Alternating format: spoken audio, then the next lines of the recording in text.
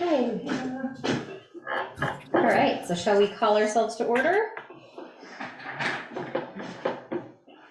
Valerie, I know there are two items we wanted to look at adding. Correct, yes. We have a grant authorization request from the Recreation Department to apply to the Vermont Community Foundation for additional programming, and also the listers would like to request from the state an extension to for the grand list filing, but the letter of request needs to be signed by the chair. Okay. Where do we want to add those to the agenda? You want to tuck those maybe after 10, just before the meeting, because no one else will need to be here for those. So I think we just throw them at the end. Okay. Like a 10.1 and a 10.2. Got it.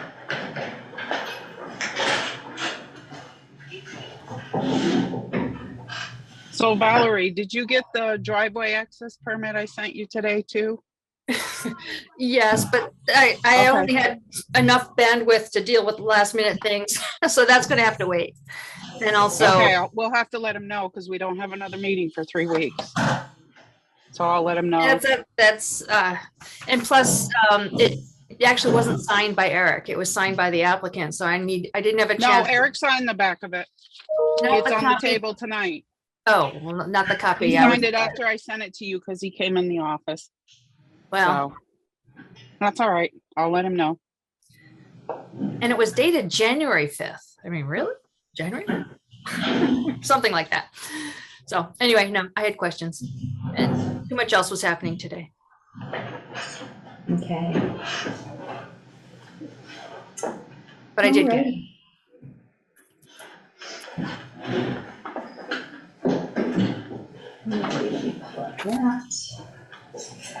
All right, so here we go. So please welcome everyone tonight. I appreciate you coming in. Folks on Zoom, if you have a comment to make during the open session part, please just raise your hand and make sure that you're recognized before you jump in. Thanks so much. So here we go. Public forum. Anyone here this evening for public forum? Any hands? Anyone out here? Okay. That was easy enough. And department head roundtable. Why don't we start on our screen? Jill, do you want to catch us up?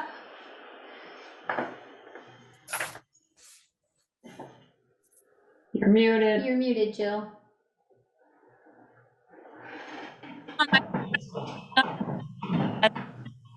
Oops, you're cutting out. Do you want to try again?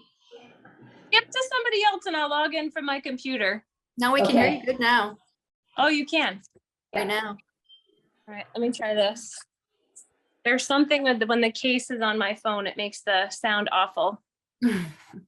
Okay, so we had the pre-bid meeting last Thursday and it was great. We had 6 contractors that participated. They asked a lot of great questions. One thing that Steve and I were talking about is when you get down near the town garage, there's like a reported 2-inch line that comes off of the current main that's there. And the question is, where does it transition? So I haven't had a chance to talk to Eric in detail yet, but if he doesn't know, our thought was that if we did exploratory digging ahead of the last addendum that would go out next week, I think maybe like next Thursday would be the last addendum, we could provide the exact location, because they were talking a lot about wanting to use different materials, requesting if they could use plastic instead of copper for the 2-inch service. And both of us were thinking no, and why would you bother, because it's only like 20 feet.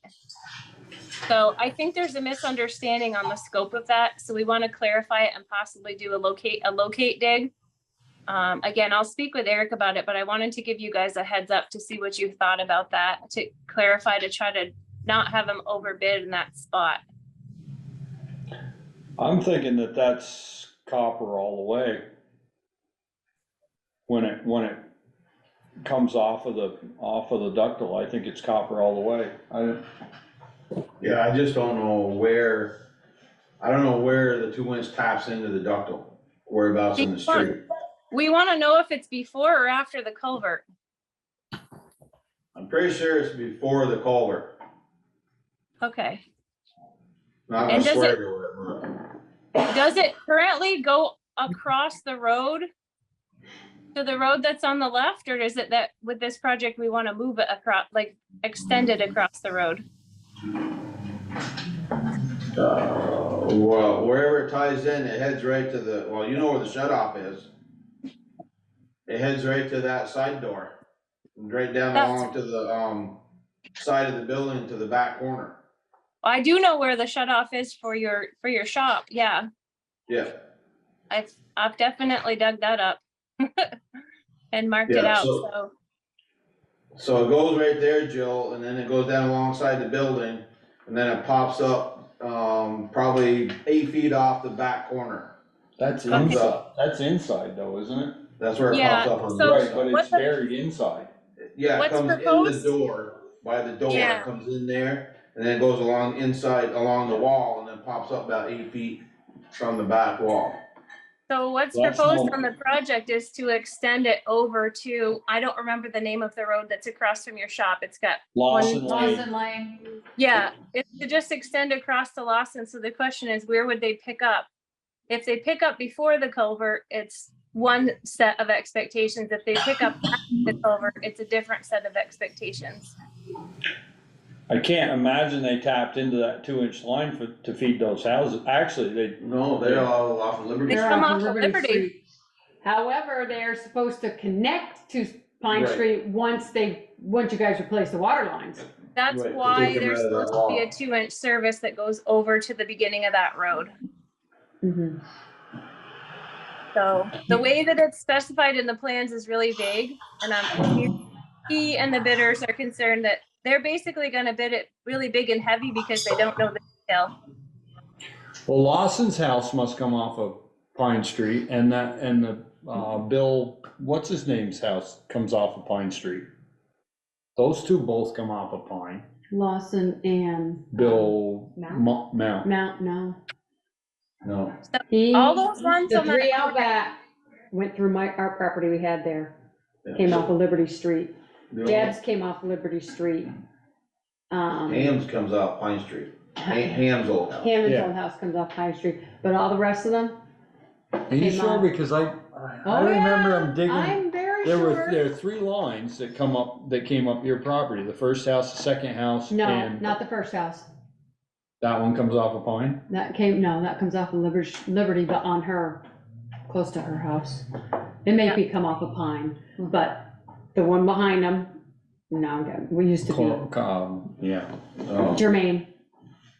Jermaine's house comes off of Liberty through that property, and then the ones up back, The Yeah. 3 out back all go. plus Jermaine's. Yeah, but what Michelle is saying is what's trying to be picked up by the project is that they're supposed to put in a 2-inch service to service those on that drive from the new line on this project. I mean, it's Right, not that was- talking That was about, the agreement. anyways, just, I'll connect more detail. I would figure it would be prior to the culvert, prior to the gate. The culvert's after the gate. So you wouldn't go beyond that. The access, Lawrence Lane Lawson Lane is prior to the culvert. Okay, and then the other question for you guys with more history is that After we're the pretty culvert. sure that the valve that's on North Street that is at where the North Street water line connects to the Pine Street water line, that valve was replaced in the late 90s with the North Street project. So the replacement of that valve is not included in this project.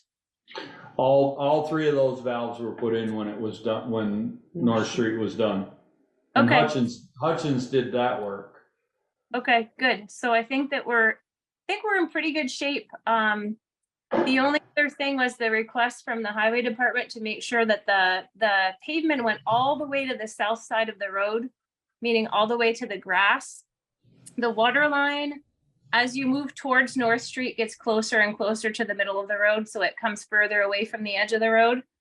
So there might be a touch of pavement that would need to get added into the project. And the tricky part is that the project is being bid as a unit price per foot of water line installed, AKA $300 a foot. So this contractor's gonna go in, use a giant spreadsheet, bid the entire project, take the 2,600 feet, divide their number and say, there's my unit price. But we're missing the unit price for paving.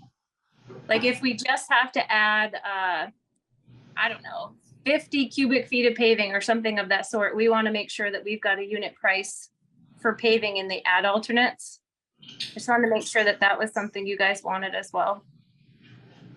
Well, I don't want a 1 foot strip of pavement left down the south side of the road and try to tie into it, because it'll never be right. That's exactly how Eric feels, and I don't disagree with him, because it's going to end up looking awful. Well, if you're saying pavement to the grass, isn't it pavement to the grass? Well, no, it's the bid specs say an 8 foot cut. Oh, Yes, And it's like, Yeah. it's like 9 foot to the grass. okay. it's yeah. like 9 foot to the grass for maybe the last couple hundred feet. And then, like, you know, you get to the last couple hundred feet and it's at an angle. It's at an ever so slight angle, moving further away from the edge of the road. So I could see where, in order for them to get the new water line in, if they just took 8 feet, they might need to scoot a little further with their cut. So I just wanted to kind of ask you guys if you agreed with that, because we might need a unit price should we run into the greater than 8 feet towards the end of the road.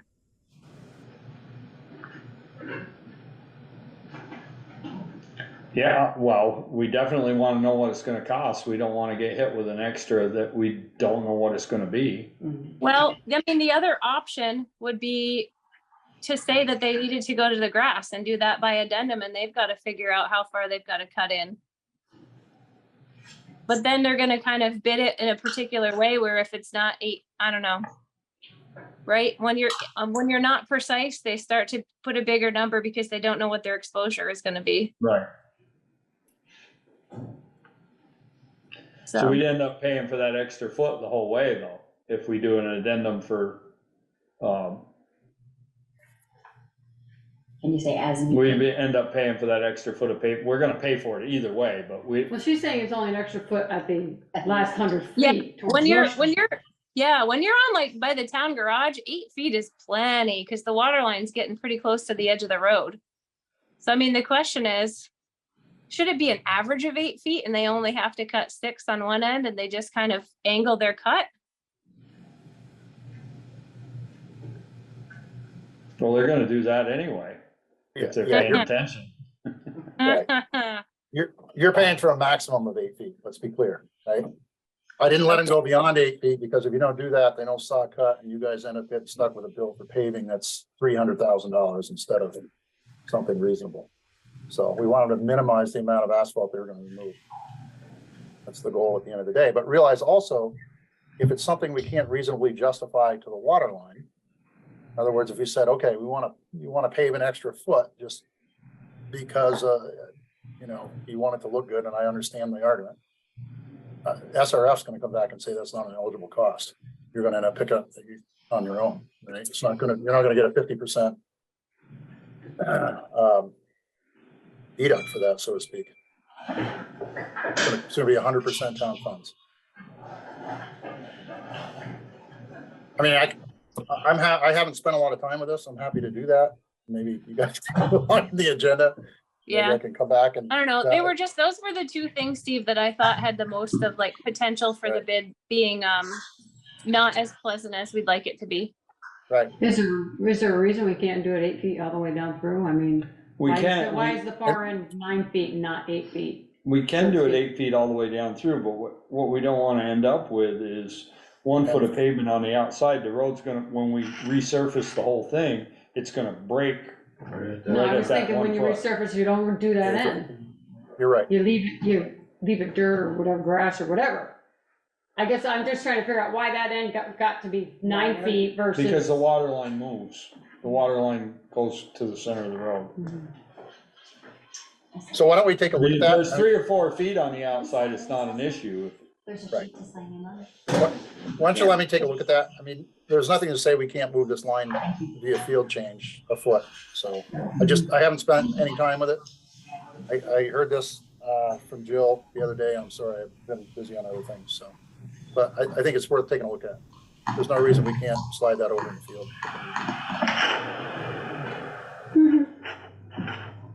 All right, that's all I had. Everything else is pretty much super budget focused because that's the big long one for tonight. So I will let everybody else go for it. Thanks, Jill. Thank you. Who else did we have on there? Meredith? Yeah. Meredith, are you in a place you can talk to us? Yep. All right, so lots of fun things going on with the rec department. We've started advertising for our townwide yard sale, June 24th, from 9 to 3. We have added the town green as an option for folks who live outside of the downtownish area of Bristol. Of course, we're gonna try to promote people to partake and purchase the signs for $15 to put outside at their yard for their yard sale. We're finding that every year it's getting harder it's just getting not abused, but more folks are having their own yard sales and just kind of tailgating on the program that we're trying to establish. And the $15 that we get from folks for residents and the $20 for being on the town green goes towards programming and scholarships fund. So we're trying to promote that so everybody participates. And then the other thing that we're doing is teddy bear picnic at 12 o'clock in the park on the 28th. And that's always a fun time. And actually Ted D. Bear will be there in all his glory and reading books for the small kiddos of the town. All our camps are pretty full, which is amazing. We're going to try to figure out how we can add a few bike clinics into the schedule. That's been a big ask from the community. And also swimming, really working on getting the swim program out there. It's something that needs to happen, and Bristol Rec is the organization to run it. So we've got a few swim instructors. I'm waiting on a few more, and also the schedule of our lead swim instructors. And as soon as that's buttoned down, I will make it public and have folks sign up for the swim. Our goal is to do levels 1 through 5. If we can do more, we'll with more instructors, we'll offer it. And how it will work is mostly July will be the dates, July 10th through the 28th, Monday through Friday. It'll go as 8:15 to 9:15, 9:30 to 10:30, and then we're going to let community swim happen from 10:45 to 12. So that's for everybody. So people can come in and use the pool from that time, that later time. And it'll be $5 per swimmer. 2 years old and younger will be free. And also, if anybody's taking the lessons, they'll get to hang out and do the community swim for free. Nice. I think there's, we just got a grant. Thank you, Taylor, for making it happen. That we're going to apply to a few more bicycles and helmets. As you know, our bike community is pretty strong and it's growing. And so a lot more kids want to get involved and they need bikes because they don't have them. So we're going to get a few more bikes for those kiddos. Meredith, I wonder if there are bicycles in storage from the police department, lost and found, unclaimed property kind of stuff. Bruce and I have chatted before. I just need to make the time to take a look and see what's in storage that we could possibly use. And also a quick update on the stairs. How's that coming? Oh my goodness. It looks great. I'm so excited. So it's been fun working with Ted. And he's patient and he talks everything through, so everything makes sense. But it's going to be fabulous. We washed the wall today because the white risers are, you know, they're white and and the wall behind it is kind of dirty, so we had to wash that.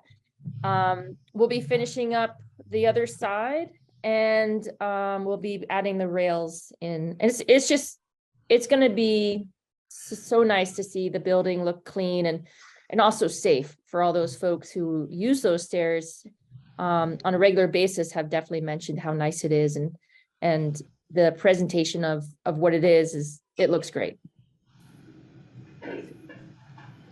Thanks, Meredith. Let's see, Sharon.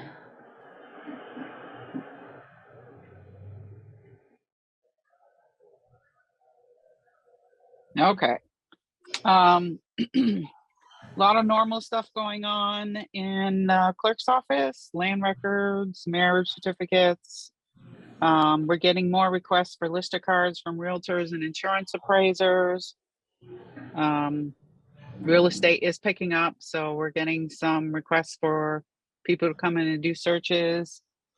Election stuff that I need to do is we need to purge the checklist this year, so I'll be doing that and setting up a meeting with my BCA. And so just I'm gonna do a sewer bill this month, and we'll do another read in June so we can get another water bill out before the end of the fiscal year. And just trying to keep my head above all the requests that we're getting from my office and some from the treasurer's office, and just taking one day at a time. Thanks, Sharon. Brett, are you available? Yes, good evening, everyone. Couple of quick updates for the board. First, I'm pleased to report that this week, the town's new fire pumper is being transported from Wisconsin to New Hampshire. So it's getting closer.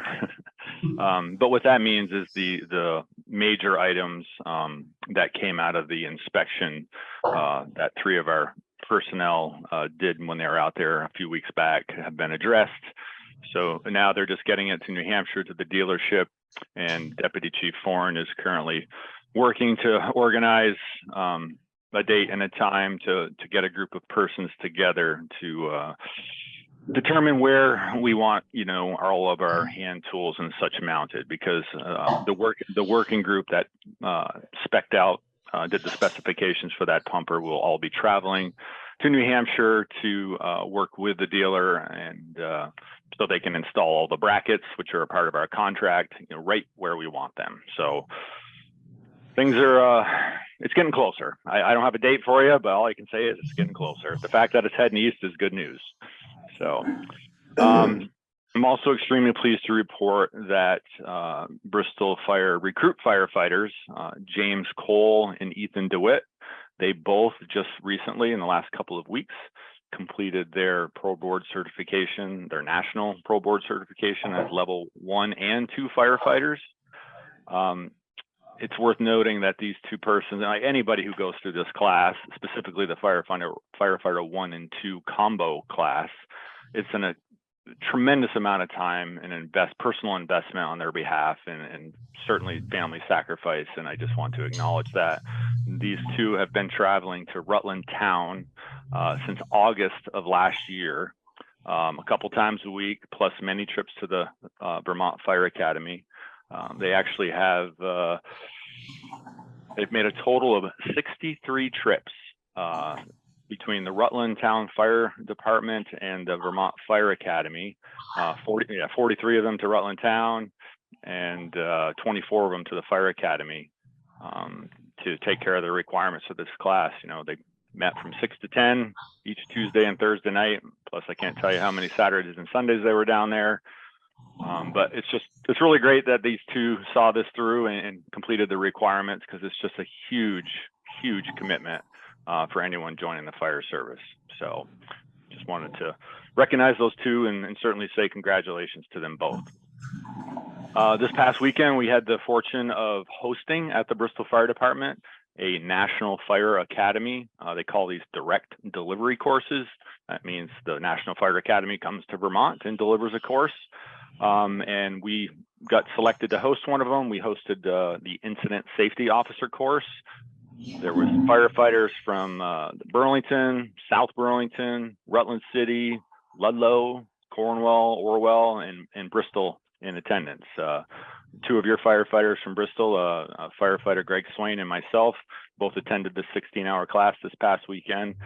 It was definitely worthwhile, good knowledge to have. The fire station one-way drive project is nearly complete. On Saturday, the asphalt was put down by Pike Industries. They were in town doing the Hartscrabble Road project, and when they wrapped up there, they headed over to Firehouse Drive and took care of that.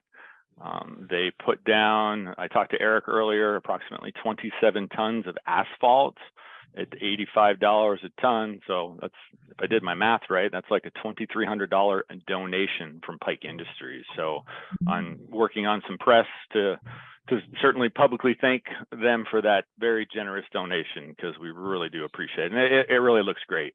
I know Peaker, I don't know if Peaker is involved with the finished product, but all it's left to do is bring in topsoil and get things seeded. So, but just excited to wrap that up. But it is open. Recently, we supported the 5-town partnership food drive. I think this is the 3rd year in a row or 4th year in a row where our private corporation, our 501c3, the NH Munsell Hose and Hook and Ladder Company, we provide our trailer, our enclosed trailer, to the 5-town partnership for their 2-day food drive that's held at Shaw's. So we transport the trailer there, get it set up, and then at the conclusion of their food drive, we pick it up, deliver it to the church where the Have a Heart food shelf is, and help unload it. But so yeah, we worked with them. That was it was nice that we were able to help out. On May 13th, we hosted Operation Mayday. That was the statewide recruitment open house effort. It was a fairly well-attended event. We didn't take attendance, but it ran from 9 to 1, and there was just a steady flow of people throughout the day. I know the human-powered bike parade was going on, so people kind of trickled over from the rec field. But we had several demonstrations. We had activities for the kids. Shaw's donated all of the food for that event, so that was really great. We had hamburgers and hot dogs and drinks and stuff for everyone, so that was nice. And it looks like we potentially will get 2 recruits out of this. That's not official yet, but just based on conversations with these 2 individuals, I'm feeling fairly confident that they would like to move forward with the process.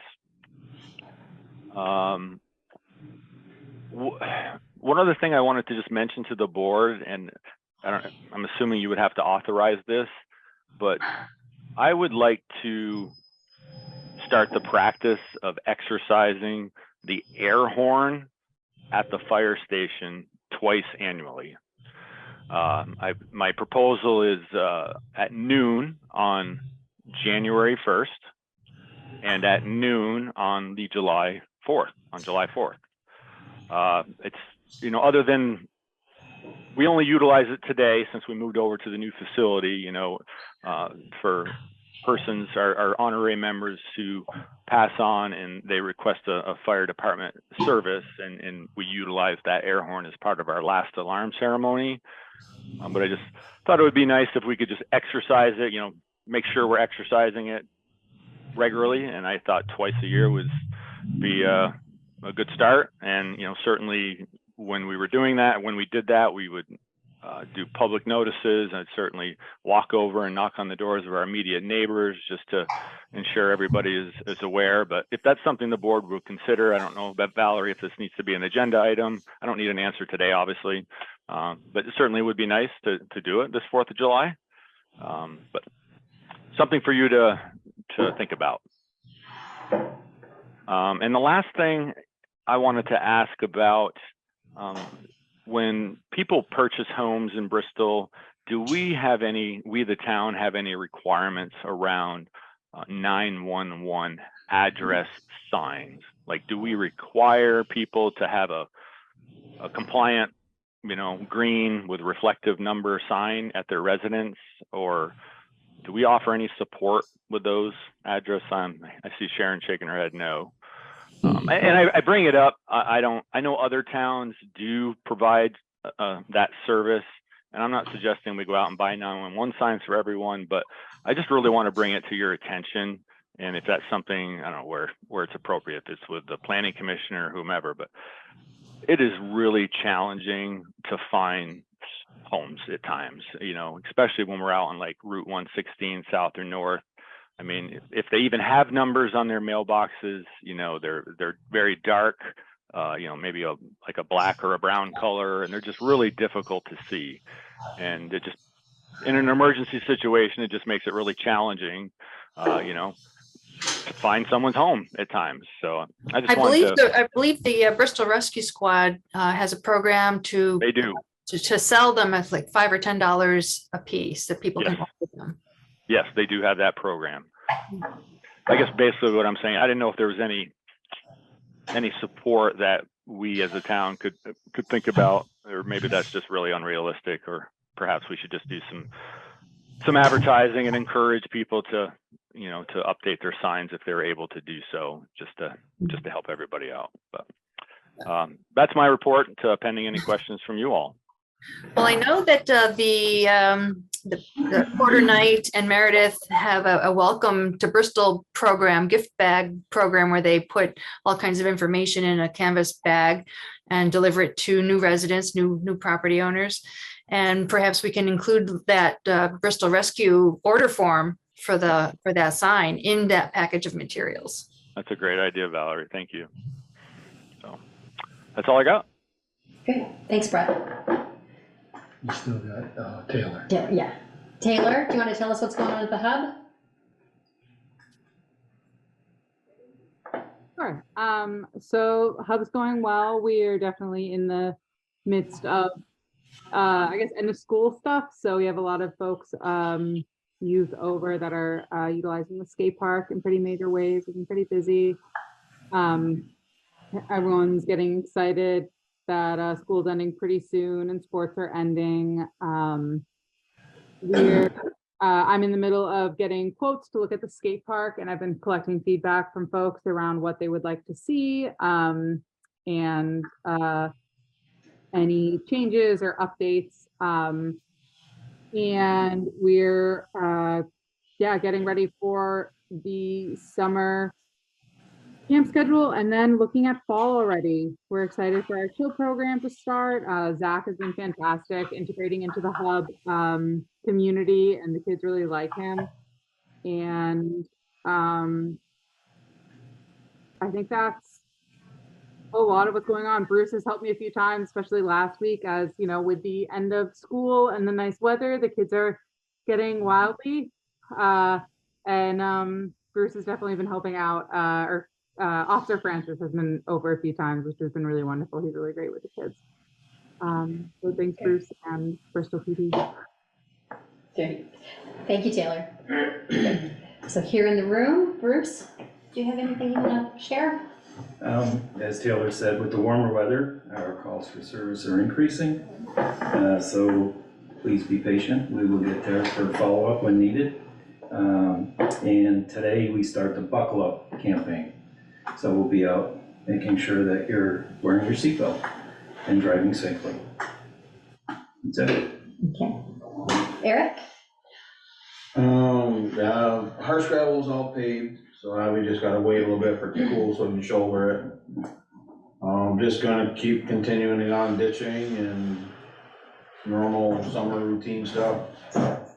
Couple grants, one grant on a notch road that I'm still waiting for one bid to come in on that. And then we're just getting the equipment washed up from winter, getting it all washed up and put away, so. You think you plowed for the last time? Got it. Great. Thank you. All right, moving on. Public hearing for dog ordinance violations regarding Wade Acker's dog. Where do we start? Valerie, is that you? I suppose so. A lot of information was posted to the website with documents describing the incidences that appear to go back to August of last year. There are several reports of either a dog bite or a dog incident. And most recently, earlier this month in May, a bite incident on Schwanier Road. And a warning was provided to the Acker household back in February.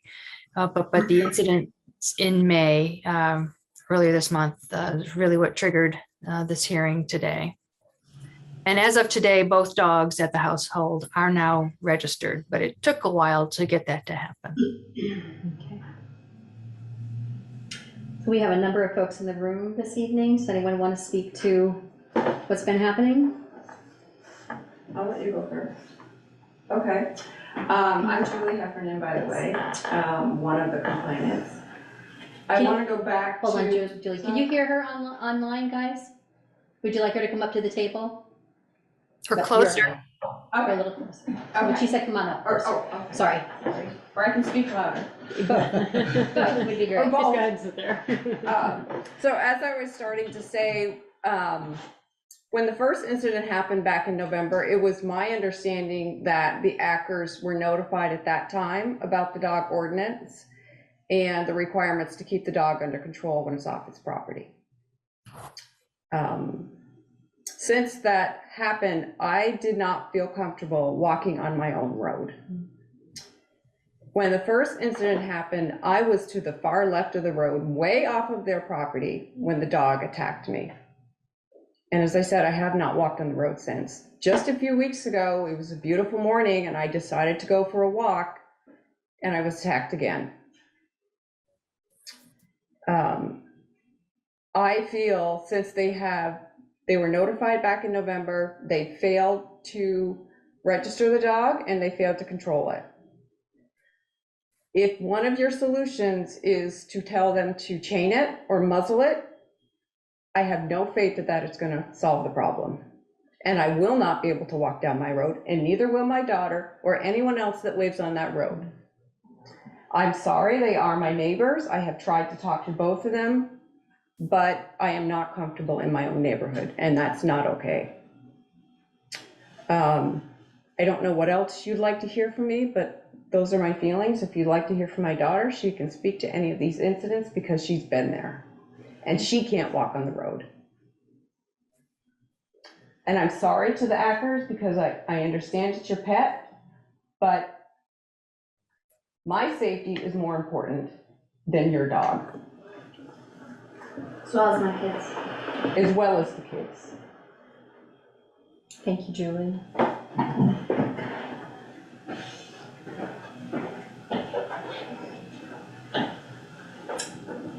Do you want to come up and talk with us, Wade?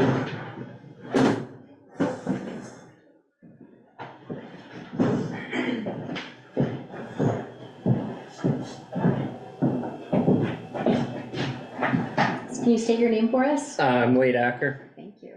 My dog obviously has a problem being in the road and aggression. Back in November when it happened, I got a different collar, tried doing other things, thought we were on the path of getting better, and then this incident a few weeks ago.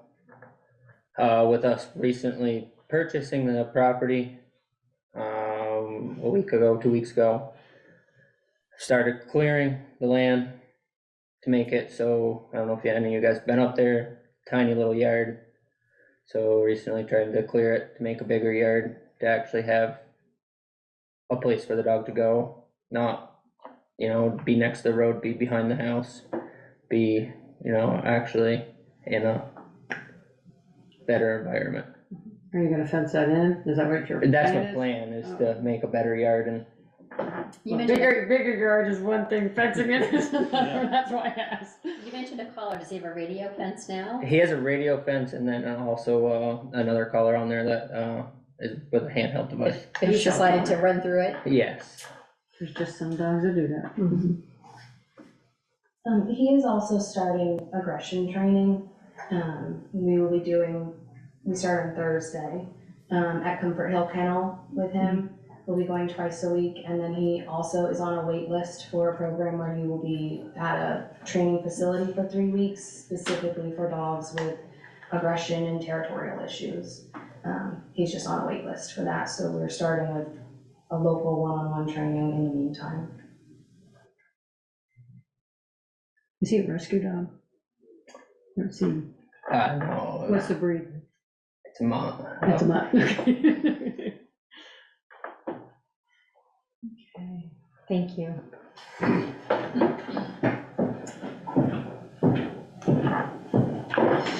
So, where do we go from here, folks? Is there anybody else that wants to say anything?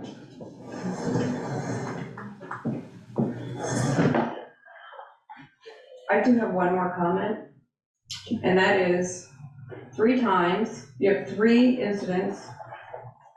At what point do you take some action? Well, I have to ask Val, did Wade get notice in November? I mean, because all we have is the one in February. No, on the website, it is are the notices from November. I think the police department handled that communication. Okay. In person, to my knowledge. Yeah. Well, you do have to be, I mean, the ordinance is clear, you have to be in control of your dog. Yeah. You know, and it's one thing when your dog is on your own property, but your dog is going off of your property. And I just, you know, put yourself in your neighbor's shoes. I completely understand, you and know, that's why I'm trying to make a better thing. I just don't know, you know, if you can't make a better thing, we're gonna have to deal with the dog. And if it doesn't happen, and if I think we need to be very clear, if it happens again, you're probably gonna end up losing the dog. Right. If it happens again, what is gonna happen to me? I am terrorized to walk down that road. So you're telling me, no, 3 times is not enough. Let's let it be number 4. I'm sorry, what if it's not me? What if it's my pregnant daughter or a child? At what point, and I'm sorry I'm getting emotional, but at what point does it matter? How many times does it take?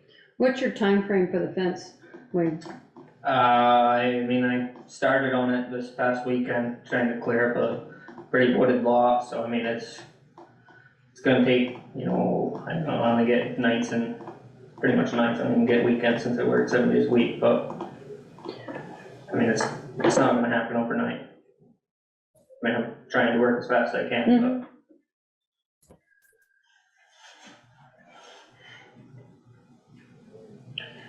What have we done in the past?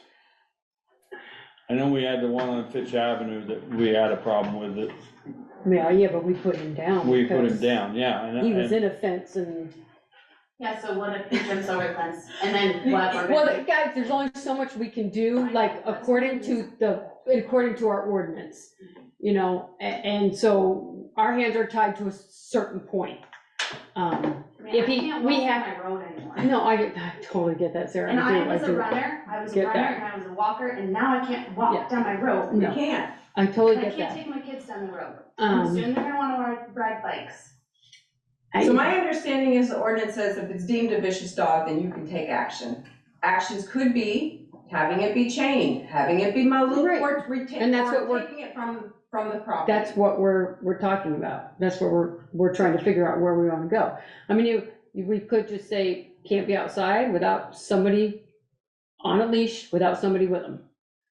You know, he can't be running free, even on their property. I mean, if he's going through the fence. I feel like we've offered that before to the folks that, the last dog situation we had, that was a requirement that we made. What's that? That the dog had to be tethered or. Tethered and with or somebody. fenced or with someone.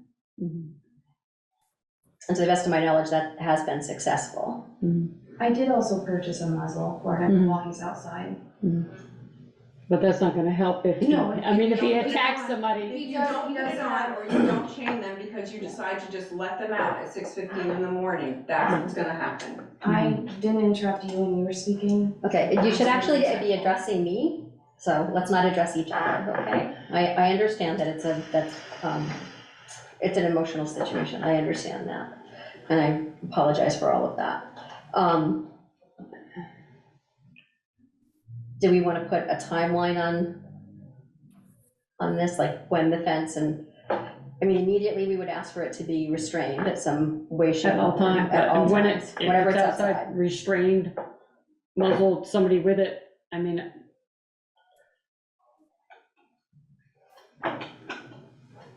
I think a combination of those. I think if the dog is outside, the dog needs to be muzzled, and I think it needs to be tied. At least until the offense situation can become, can be done. I think it's to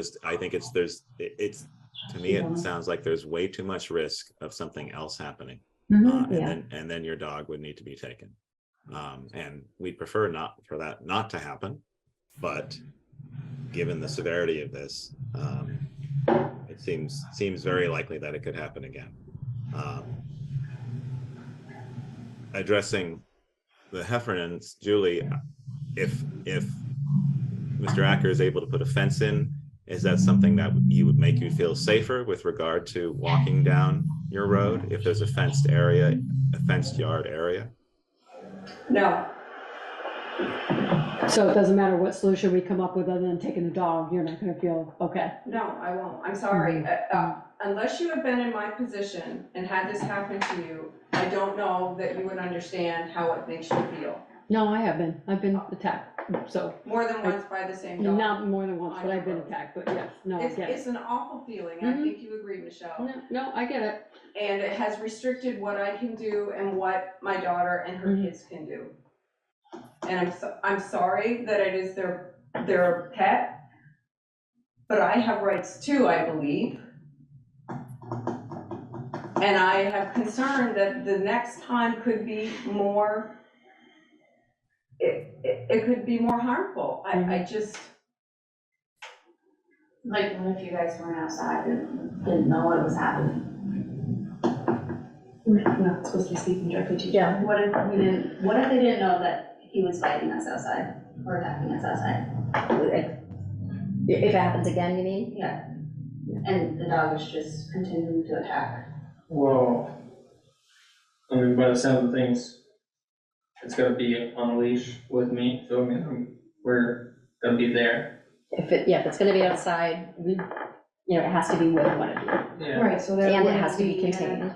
I mean, there wouldn't be an incident where there would be an attack where we weren't there, there wouldn't be an attack at all if we're standing right there.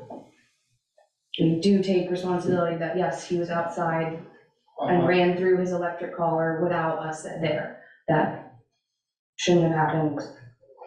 Clearly, the electric collar doesn't faze him, but going forward, if that is the new rule that, I mean, since it happened, he hasn't been outside unattended. So This last time. Yeah. So in the past, if there's a future violation, we've opted to take the dog. And like Valerie said, that was one that we've had success with. We haven't had an issue with that dog since we issued that order. I do know, I mean, I hate to say it, but I know my nephew and I know what's gonna happen if that dog bites his mother again. And you know him as well, and you know what'll happen. Yep. And that won't be good for any of us. Well,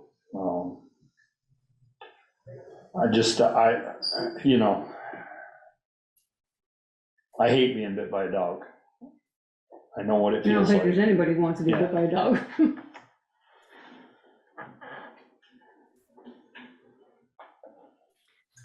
What has happened in the past, the select board would issue a warrant. If that's the direction things are going, then a warrant would be issued authorizing the police department to take the next steps. So right now we're saying that the dog has to be tethered and with one of their owners at all times. When it's outside. When it's outside. And are we asking for it to be muzzled as well? I mean, if there's any chance it's gonna get away, but if they're out there with a, on a leash, I don't know. I just want to be clear about expectations. Mhm. To me, it sounds like the muzzle would be a good. It's just a safety It's another precaution. safety precaution that can be taken right now. And and you're taking classes or will be taking classes. Yeah. And you have another situation that you're looking into for your dog as well.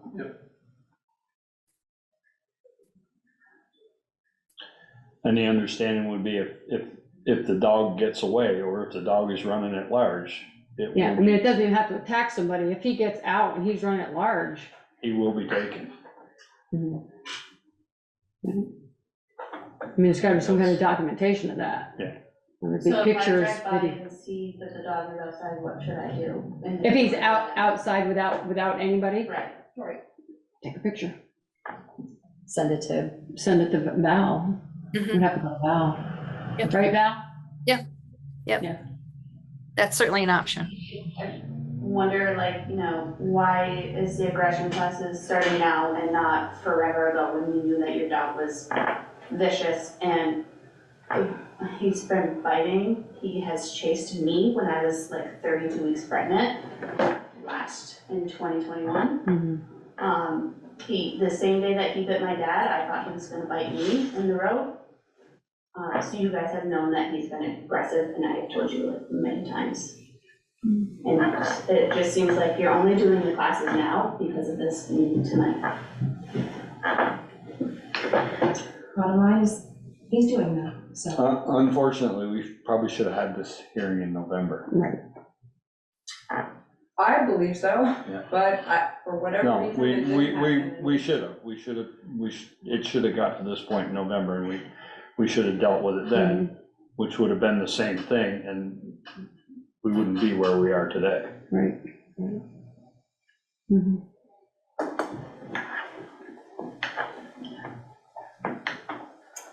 Okay, so it's the three things. It's outside with a person on a leash and muzzled. And then if the dog is off of the property, again, then the dog is taken. Or even off leash outside on his own property. Okay, I heard that it's to be, if we see him unattended outside, Right. whether he's Yeah. hooked, got muzzle, if That's it's not it. all three, then that's a violation, is that correct? yes. That would be my understanding. Is this until the fence is built? That's what I would say for now. Once the fence is built, we can Once the fence is reevaluate. built, and there again, if he's a Houdini and he gets out of the fence, that's grounds to lose the dog. And we need to be very clear. Right. Yeah, no. If the dog is out alone, unattended, or running at large, even though he's on your property, Yeah. he will be seized. Do you need to inspect the fence after the fence is built? So You that- want it? So that way you're comfortable with the fence that's built? I think that's a good suggestion. Something you should be. I think that's a good you should be, suggestion. Yeah. Who needs to inspect it, or will inspect it, or whatever? Is it gonna be you, or? I would imagine it'll be Bruce, because he. I don't think Bruce is really volunteering for that. I know he wasn't going down that road, but. I heard you We'll do volunteer. whatever we need to do to ensure that things are done correctly and it's safe. Is your dog a digger? I'm saying, you might wanna bury it. I was just gonna say It's that. not, but he'll bury it anyways. And I'd go at least 8 feet out of the ground. Yeah. Yeah. Okay. So are we clear where we're going? You guys understand where we're going? Muzzle, leash. One of you outside. Got it. Which you will reduce to writing and send to them, so. Right, yeah, Val will do that in writing, send you guys. And you'll let us know when your fence is up so we can send Bruce out. Yes. Mhm. You want us to send you a copy as well, Julie? Yes, Mhm. I do. Okay. Thank Did you You get that, you got Val? all that, Val? I hope so. I'm wondering if a motion should be made that clearly combines all of them. I'll make Just a motion. that Julie would like a letter as well. Julie would like a letter as well as Wade Or- Absolutely. Send a copy to Julie, yeah. Yeah. So I'd make a motion that the dog in question needs to be on a leash when outside with one of the owners and muzzled at all times if the dog's outside. And a violation of that would be if the dog is off leash at any time outside. And that, which would be motion for seizure. Until the fence is up and then. And then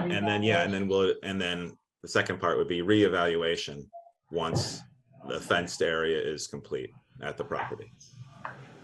I don't think it's a reevaluation. I think the fence has to be inspected, and if the dog is outside out of the fence, it's a violation. Unless it's leashed or. Right, leashed unless in. it's those three things. Okay. You have a second? Yeah, was there a second? Oh, I'll second. All right, all those in favor? Aye. Aye. Aye. And no one's opposed. All right, thank you. Thank you all for coming in. Yes. Thank you. I hope you get better. Wish you the best. Oh yeah, there's a lot of brush there. Try to keep them quick. Okay, regular business. Consider renewal of recycled reading revolving loan fund loan for an additional 5 years. May include deliberation in executive session regarding contract negotiations. Okay. How are you? Good. Thank you. Hi, Michelle. Hi. Hi. Hi, Fred. Ian, I'll send you a picture, and I'll take a picture and send it to you. Where's Joel? He He's is on driving his the way school back. bus. Oh, he's doing okay though. eh? Yes. Yeah, He he's on just- his way here. Yeah, he should be here 5 minutes according to his calculations. Would you like me to begin or something? Yeah. Yes, please, go ahead, Fred. Who's the chair? Me. Okay, Donna. I was notified while I was away that Recycled Reading of Vermont's revolving loan fund, which was issued 5 years ago, was expiring. The original terms is that it was a 5-year note amortized over 10 years, the loan coming due after 5. The amortization over 10 years makes the loan payments less expensive. And we've done a bunch of these, and either the borrower pays up the loan in 5 years, or, as in the case with Ms. Hernandez, is asking for another 5-year period, which is the maximum that we've done on these. And I've had several conversations with her. I gave her a copy of this today, and she thought it was fine and dandy. And I've determined, to the best of my knowledge, that she's always been current in her payments, even through COVID, which was very difficult on retail. And that she has no other lenders, so we're kind of in first position, if you will. And it seemed to me, rather than getting the committee involved in this and this, especially with my absence, that the select board potentially could deal with it directly, which you certainly have the authority to do without going through the revolving loan committee. And so I did a little research, communication with her, and have come back with this kind of as a proposal for you to consider and take whatever action you choose to or not choose to. If we do another 5-year loan based on the $13,000+ that she owes, and we use the template that we've done in the past, which is taking the 10-year treasury note and adding 1% or 2% to that, so there's some consistency in what we do. The interest rate, as you would see, is a very competitive 4.75, and that would make her payments about $35 or so, $40 a month more than they are now. It is now, but she felt comfortable with that. And we certainly would want a personal guarantee, as well as having assets of the business, if there were any, if she ran into economic difficulty, to hopefully provide us with some relief. And I'm sure Kevin, if he's still your attorney, I don't know that you still use him for this. Mhm. I'm sure there's other language that he would draw up that's common sense in this and follow the template that we've used. I'm happy to answer any questions that you might have on this loan or anything about the revolving loan fund, which I've been involved with since its inception back, in the late 80s or the very beginning of the 90s, when the loans that we made started to come back into us. And we've been recycling the money ever since. It's a good thing. And this will pay off her loan, right, in the 5 years? In 5 years, she would She'll be pay it paid off. up, correct. Yes. I'll make a motion that we renew recycled readings loan based on the criteria that Fred suggests. Second. All right, all those in favor? Aye. Aye. Great, anyone opposed? Great, thank you, Yeah. Fred. You're welcome. I don't know when you appoint these committees. but- March? Yeah, you're too late. Yeah, You're so out. that you're already appointed. Another 20 years. 20? 20, yeah. It could be awkward with me being away for 4.5 months of the year, but I'm up for it. Certainly being involved, but that's something you might consider in the future. You know how to do Zoom. I know you know how to do Zoom. You can give this to Yeah, Valerie. I will. Okay, thank you. Fred. Thank you, Fred. Thank you, Fred. I'm gonna follow him out in front See of ya. it. Okay, I just want to ask you something. All right, moving on. Continued consideration for approving one or more of the ARPA funding allocation proposals.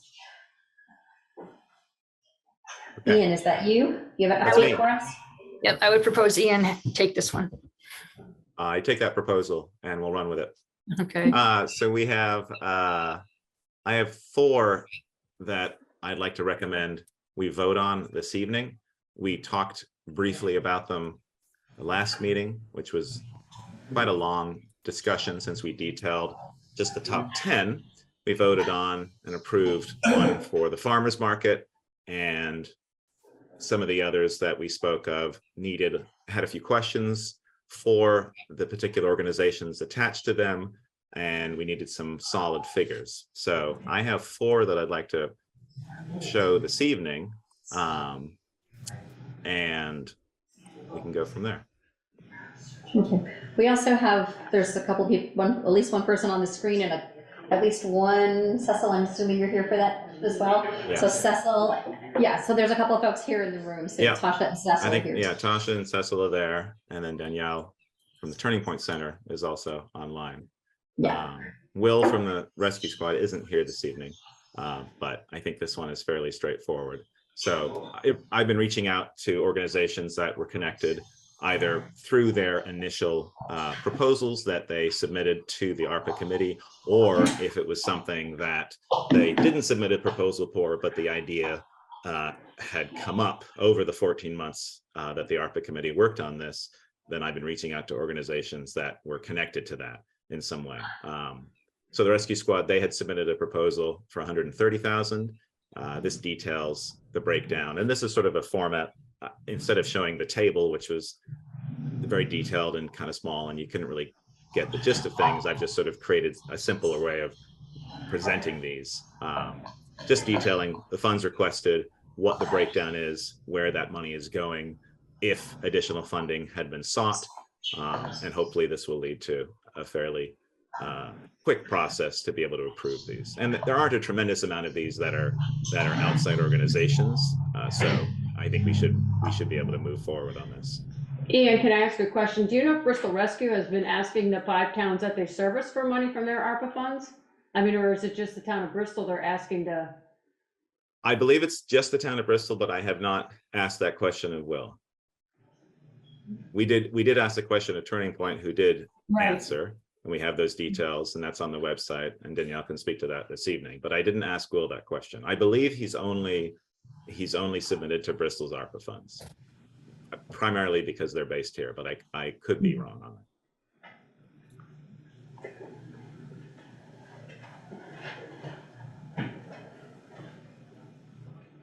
So I don't know what folks' thoughts are in terms of if we want to, if we're okay to approve, whether we would just approve each of these organizations as a separate motion. How would you like, what's the best way to do that, Val? Well, let me ask, I thought their initial request was for the 95 for the ambulance. I didn't realize that there was the 35 for the training. We had a discussion about the amount and what it was originally asked for. And I thought maybe that was, oh, Brett said something about the communication tower. I guess that's what it was. The communication tower was never a part of the initial ask. It was only this. And I believe this was the initial ask, but as far as I know, the dollar amount was always 130,000. 130, okay. Which happened to be about the same amount as the communications tower when that project then, we got details from that later on separately. And so maybe that's why it was confusing. Okay. One way to do this is to go through them all, and there's a draft resolution like we talked about at the previous meeting, and I prepared one based upon this proposal.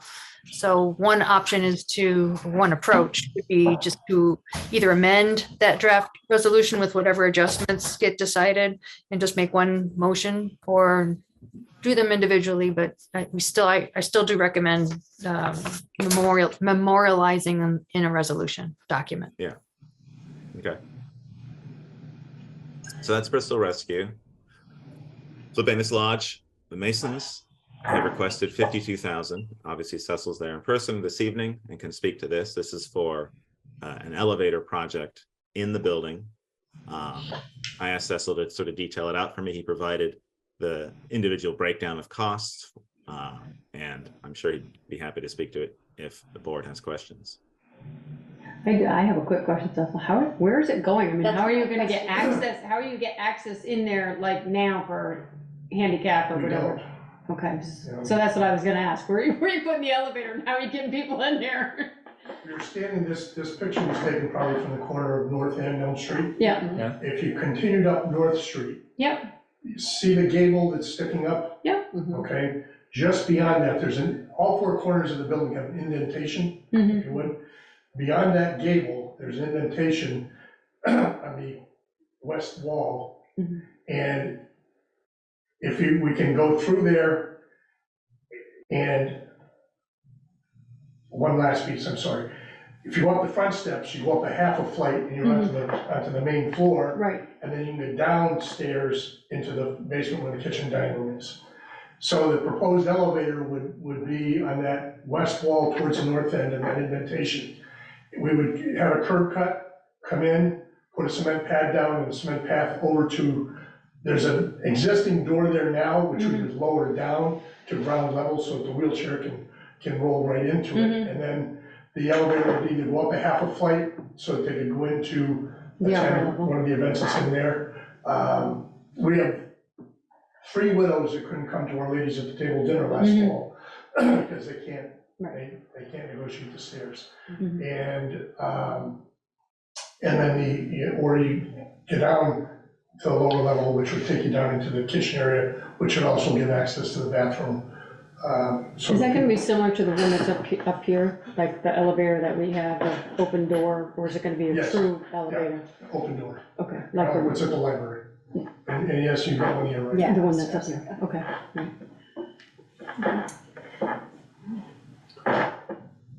Okay. The Willowell Foundation has asked for 200,000 for a project that they're working on, which is essentially housing and the creation of a school building. And Tasha's there and can speak to that. Hi, Tasha. Okay. Hi, Tasha. So, Tasha, my question is the same about that I asked for Bristol Rescue. Have you requested funds from other towns?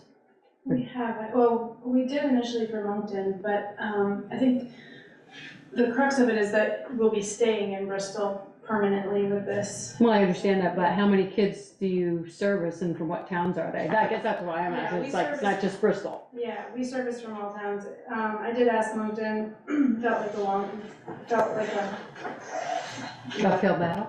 Yeah.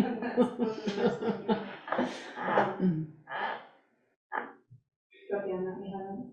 Okay. Do you want to talk a little bit about the project? you can understand it better. Yeah. So Wren's Nest it's been around since 2012, and we've had to move the program twice since our inception, and the most recent move was a direct impact of COVID-19 because our landlords moved back, and we moved it, so it was initially in Starksboro, and then we moved it to New Haven, and then most recently moved it to Bristol. We've been in Bristol for 3 years. It's a really thriving public school, public program. We accept Act 166 pre-K funding. We have 4 stars. We're totally legitimate outdoor nature-based preschool. And we just, for our long-term sustainability, we really need to find a forever home and not be tenants. We're currently renting where we are, and it's just not sustainable for us. We need a building, we need infrastructure that we can run summer programming in and just know that we can stay there and not have to be threatened to move again. So this project is twofold. It's to build our school building, and it's also going to be low-income AmeriCorps housing.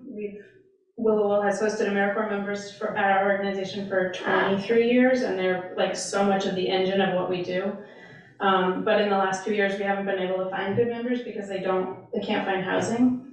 So we see it as kind of workforce development, bringing place-based early educators to Bristol.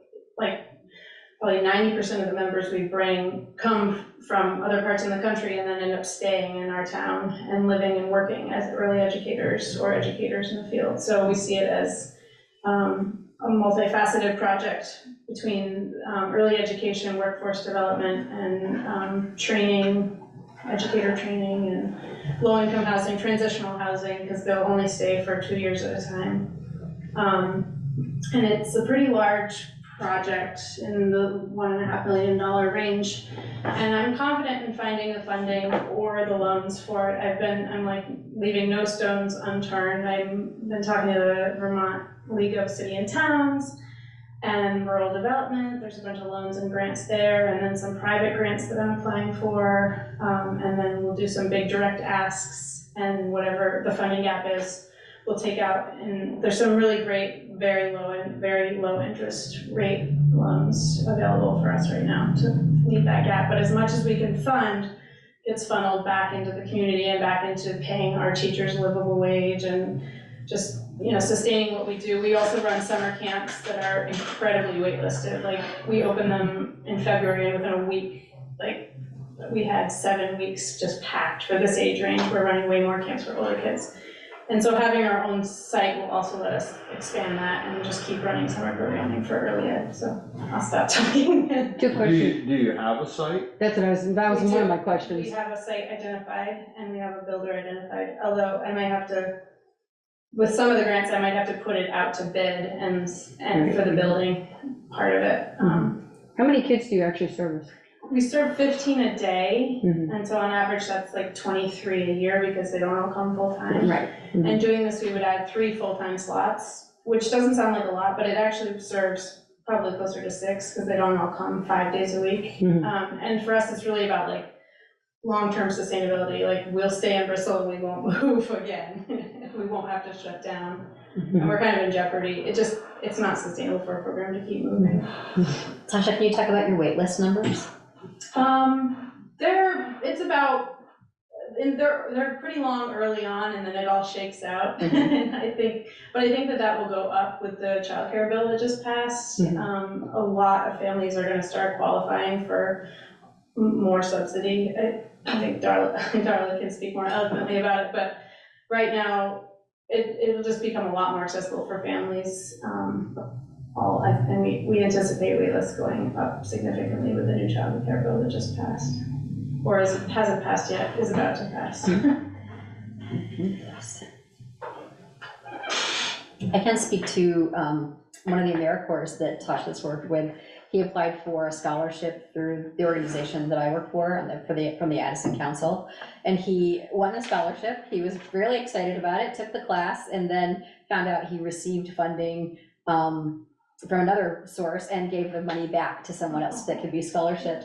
And he was just so animated and so excited. So the work that they do there is very interesting, and now he's staying in the area, from what I understand. He wants a job. We're Yeah. hoping to hire him on. He served with us for 2 years. And he just wrote an article in the new pull-out section, the childcare pull-out section, that was, again, really passionate, and you can see that he had learned a lot in being as part of your program. Yeah, and he wants to be a teacher now, which is great. There aren't many males in the field of early education, so Right. it's really sweet.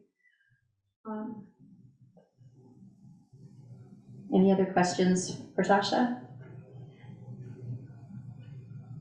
Thank you. I didn't come here for this, I'm here for the next item on the agenda, but I'll just say, as on our ARPA committee, this project hits like 4 big points that we heard so much from the community. Housing, that's enormous. Childcare was the second biggest thing, the housing and childcare, those were the biggest issues that we could barely touch with any of the ideas we had. And then 2 other really great ones is it's going to bring money to Bristol to have this facility here. All those families are going to be coming into Bristol, whether they're from Bristol or not. They're going to be spending money and coming to town. And then leveraging money to Bristol. This is our 200,000. We'll leverage it, showing that commitment in the community and getting the ARPA money will help Willowell get other grant money. So this is a very exciting project from an ARPA perspective. Thanks, Bridget. And we've secured 300,000, thanks to a grant that Val keyed me into and I applied to, and I have that secured. Nice. So you've secured $500,000, you 600,000 already now? I secured 3. Well, there's I hope to secure there's 2 20 more tonight. Huh?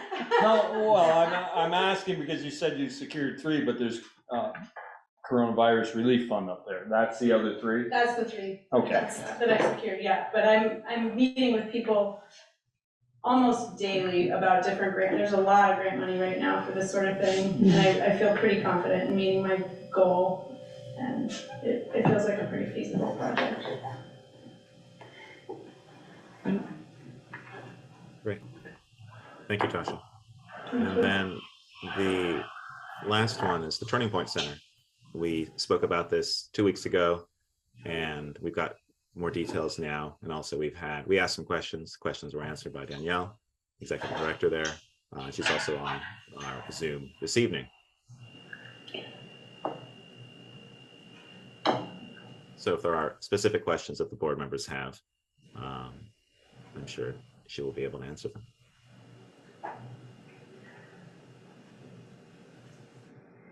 So Danielle, are you, I mean, I kind of was looking at your answers to the questions. Is the St. Mary's School renovation kind of on hold at this point? So not, we have, as far as the renovation process, we do have earmarked money that we are completing the application for. And once that application, we're an applicant of one because it is earmarked, then hopefully this fall that project will go into place.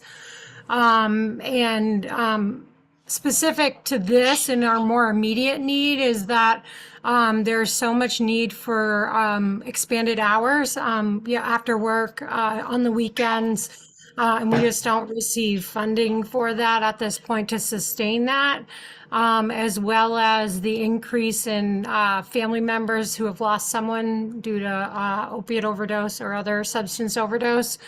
And being able to sustain that is our more immediate need. And the earmarked money does not pay for any programming costs at all. It's all the renovation, which will exceed that amount that we received. And we will have to elicit other funding for that project. But this one is more specific to programming. So when if this request is approved and you run out of this money, then what happens to your programming and your extended hours and that, your expanded hours and that? So the every year we are looking for grant funding to help sustain our programming. And with this initial project and this initial amount, we can get that started and then have data to show that it's working, and that people are using those services to continue the programming long term, because there is various funding specific to harm reduction, as well as just substance use disorder support, and peer recovery is a growing field, and there also is a growing amount of revenue or grant money that's available. It's just a matter of showing that this is working and this is a need. So this money will help leverage money in the future because you'll have documentation. Yes, Yeah, absolutely. And you're not getting any success from all the other towns that you've requested funds from? Not at this moment. We have received some opiate money from Middlebury, but we haven't received anything from ARPA, but we did send out requests to other towns.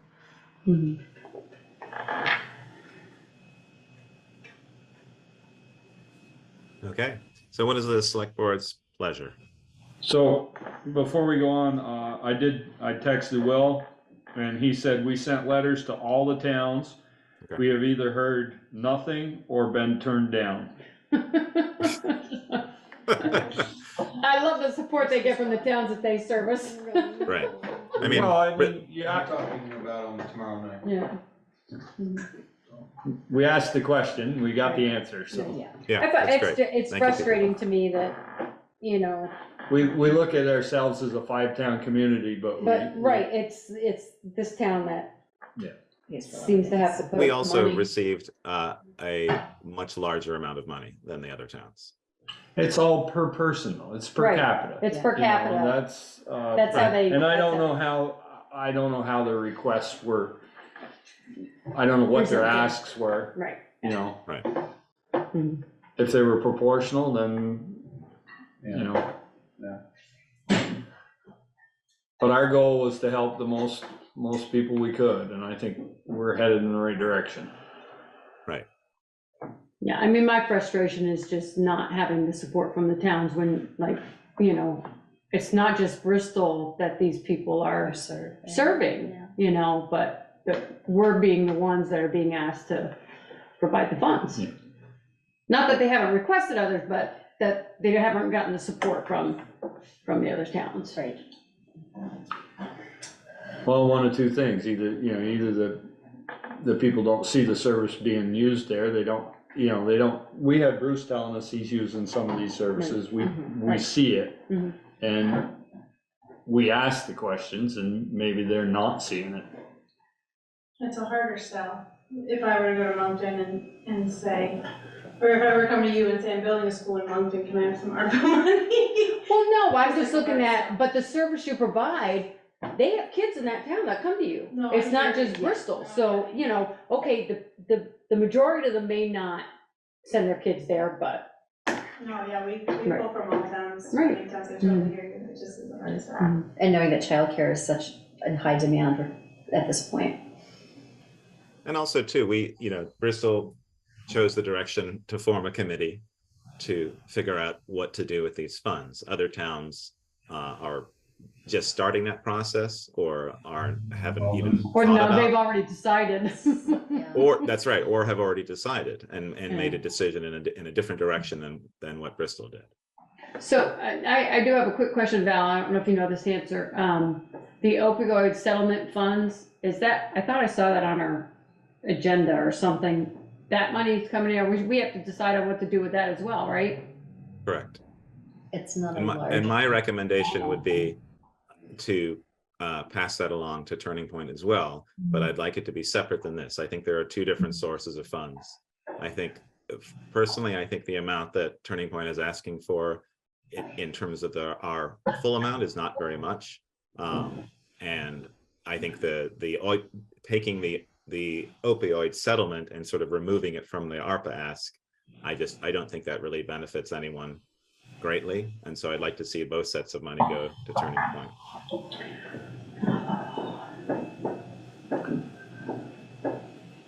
I'm looking up to see how much money, we have a little over $9,000 so far from the various settlement distributions, but more, I believe, is expected each year for the next several years.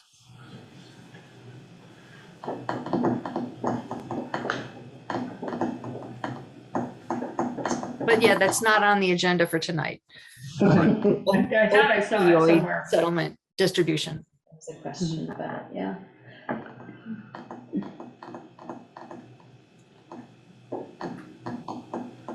I'm trying to share my screen. I'm not sure if I did it successfully. You did have it shared. You did in with the a- resolution. it You did vanished. have it shared. Okay, I'll try that again. Let's see. Because I have different screens open. I wasn't sure which one you were getting. Let's see where to go. So I'm happy to make a motion to approve funding for all 4 of those organizations for their particular projects.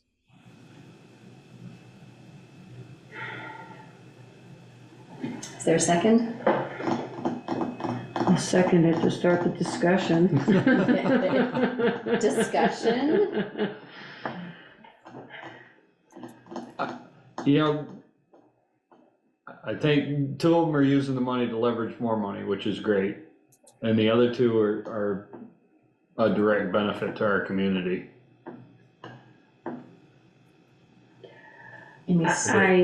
My heart is like, I want to do this. There's a part of me that is irritated. But you're irritated because No, like- other people aren't. Well, I'm looking at Bristol Rescue, so they're asking for 130,000, which is great, but they want us to pay for a brand new ambulance. No, Well, it was to 95,000 was for an upfit, ambulance. wasn't it? Ian, was it to upfit the? I thought it was a new. It's to a, outfit? It was, because I thought. it's the same thing. purchase It's and like, I don't- outfitting, the purchase and outfitting of a new ambulance to offset the discontinuation of an older model. Right, so they want to get rid of one of their older ones and get a And new outfit one. a new one, yeah. Yeah. Which is like, okay, but we're not the only town that But uses this ambulance. the money But- they're asking for isn't even close to what the ambulance costs. I was just gonna say, they I'll can't bet buy you an that ambulance and ambulance is- outfit it for 95,000. Yeah. I don't, So and I think they probably divided that up through the other towns. And that's where the ask came from, I would guess. I don't know that for a fact. Right. I mean, that's the portion that says, you should have said, okay, we've asked Bristol for 75% because our service area is 75% you know, or Right. something like that. But that's what happens when you're not used to, you're not good at writing grants. Right. You know, you don't know the. Well, that pieces would be and me, but. Right. Right, but you know, it's, if you don't have somebody. And that you don't does know, that, yeah, the ask we saw wasn't real detailed. Right. Right. And we are looking at ours in Starksville tomorrow night. Are you guys just deciding yourself, or do you have a committee? No, we had a committee that did it all and did it similar to what you guys did here. Mhm. Seems how you copied us. We did. Yeah, 'cause we started ours first. No, he's absolutely right. I saw that Starksburg done that, and I suggested that we should do it. I thought it was a great idea. So I'm glad that Starksburg did that. Thank you, Eric. No sense in reinventing the wheel, Ian. No, that was the smart move. Mhm. Yeah, so we got our list tomorrow night, we gotta go through. When I think of the top issues that are affecting our community, they're right here. Yeah, they ran, I saw them go out, the rescue squad go out 3 times going north today. I don't know if they went anywhere else, but 3 times they went north today. I did see the cruiser go by too. Keep an eye on you. Well, and thinking about the lodge, they do, you know, you guys do a lot of outreach, and it's So just. that was a no-brainer for me, that one. Yeah. I mean, you need the handicap accessible there. You just, I know you there's a just lot, don't have it. there's a lot of people that would go to Right. the services they provide if they could, Right, if that's they the could other thing. physically get in, yeah. Absolutely. Pretty soon, And it's- Pat's gonna have to have an elevator to get down to the breakfast. Well, that's what this Right, whole. That's right. Right. And that's one of the only asks we had that dealt with seniors in our community. Yeah. Wow. Yes, I also want to draw attention to a request that was received after your last meeting from the Open Door Clinic. And they're requesting $2,500 to retrofit their the exam van to take medical services to farm workers and other folks who are not able to access or travel to medical services. So I just want to put that out there. I don't know where that might fit in the spectrum of things, whether that's now or wait till later to see how things shake out, or if it makes the list at all. Looking at the letter that they sent, talks about they provided services to 87 Bristol residents last year. And healthcare providers saw 33 individuals in the field across 41 appointments. They're looking for, they're raising 143,000. Moncton has committed to 3,000 of their ARPA funds, contingent upon 2 or more towns contributing as well. So for me, I would be happy to approve that. It's $2,500 is not a lot of money. And if it can help them reach their goal and also support Moncton in terms of their contribution, I think we should do it. And I know that this wasn't part of the ARPA committee. I know it's a late thing coming in, but I think the particular item that it is very beneficial to our community. So who are you gonna take that $2,500 from? I don't think we haven't. We don't have to take it from anyone. Spelled out all the money yet, anyway. That's right. Just No, add it to the list. we haven't, not yet, but, Yeah. I mean, some of the asks was over what we, based on all the asks, we were over what we had. So whatever we give to them, we can't give to somebody else. Porter, what's your feelings? You were chair of the committee. We're not gonna leave it all up to you. I can't speak for the committee, but I think that it probably would have Made the list. It probably would have made the list. Hmm. I mean, it fits a lot of the criteria. It's a vulnerable population. It's a population that was particularly hit by COVID because they're invisible. It's a service that's offering to come directly to us. Yeah, and it's leveraging other money. I think it probably would have made the list, but I can't speak for the committee. Did they come in this late just because they figured out they needed this, or, I mean, I'm not sure. I was surprised Or to is see it, that. I hey, was they like, how have come ARPA it, money too? what's that? Or is it, hey, they have ARPA money too? Well, I'm not sure that crossed my mind, but I was trying to figure out why so late, why are, so then my first instinct was, well, you missed the deadline. Right. Yeah, I don't know why it came in when it did. Well, as a committee, we didn't do things like reach out to Open Door Clinic per se, right? We reached out to our community members. Yeah. So. Can I say something? I know that at town meeting, there was something that was added to the budget for migrant farm workers, and I remember a few community members standing up and saying, why is it such a small amount? And a lot of people clapping and cheering, just to put that out there. No, you're right, Tasha. No, I mean, I didn't have the problem with the amount and the thing, it was just like, why are they why just is it so figuring late? it out, Yeah. Yeah. Something different, it was just a representation. Yeah. I mean, it could have been a number of things. Like everybody else, I know that they're really shorthanded. They may just not have had somebody to say, reach out to Bristol, like, you know what I mean? Okay, we have a motion and a second. Yeah, are you gonna add that in this one? Well, that's a question. That's an option. And just adjust the numbers. I'm happy to add that to my motion. It was what, Are you okay? 2,500? 2,500? Yeah. For Open Door Clinic. Are you okay with a second of that, Michelle? Yep. Okay. Shall we vote? Any more discussion? Let her get it on there so we can see it. Okay. She's editing it in real time. That's how good we are now. Although it doesn't calculate, so you'll just have to imagine what the new sum is going to be. Well, we trust you though. 38 something. Right. Or 38.15. No, 40 something, because that. Wait, yeah. Here we go. And then this will change too. Yep. So.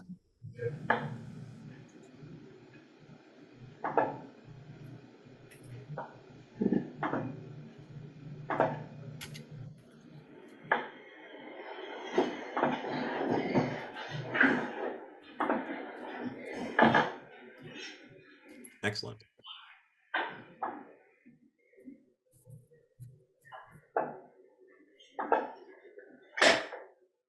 Okay.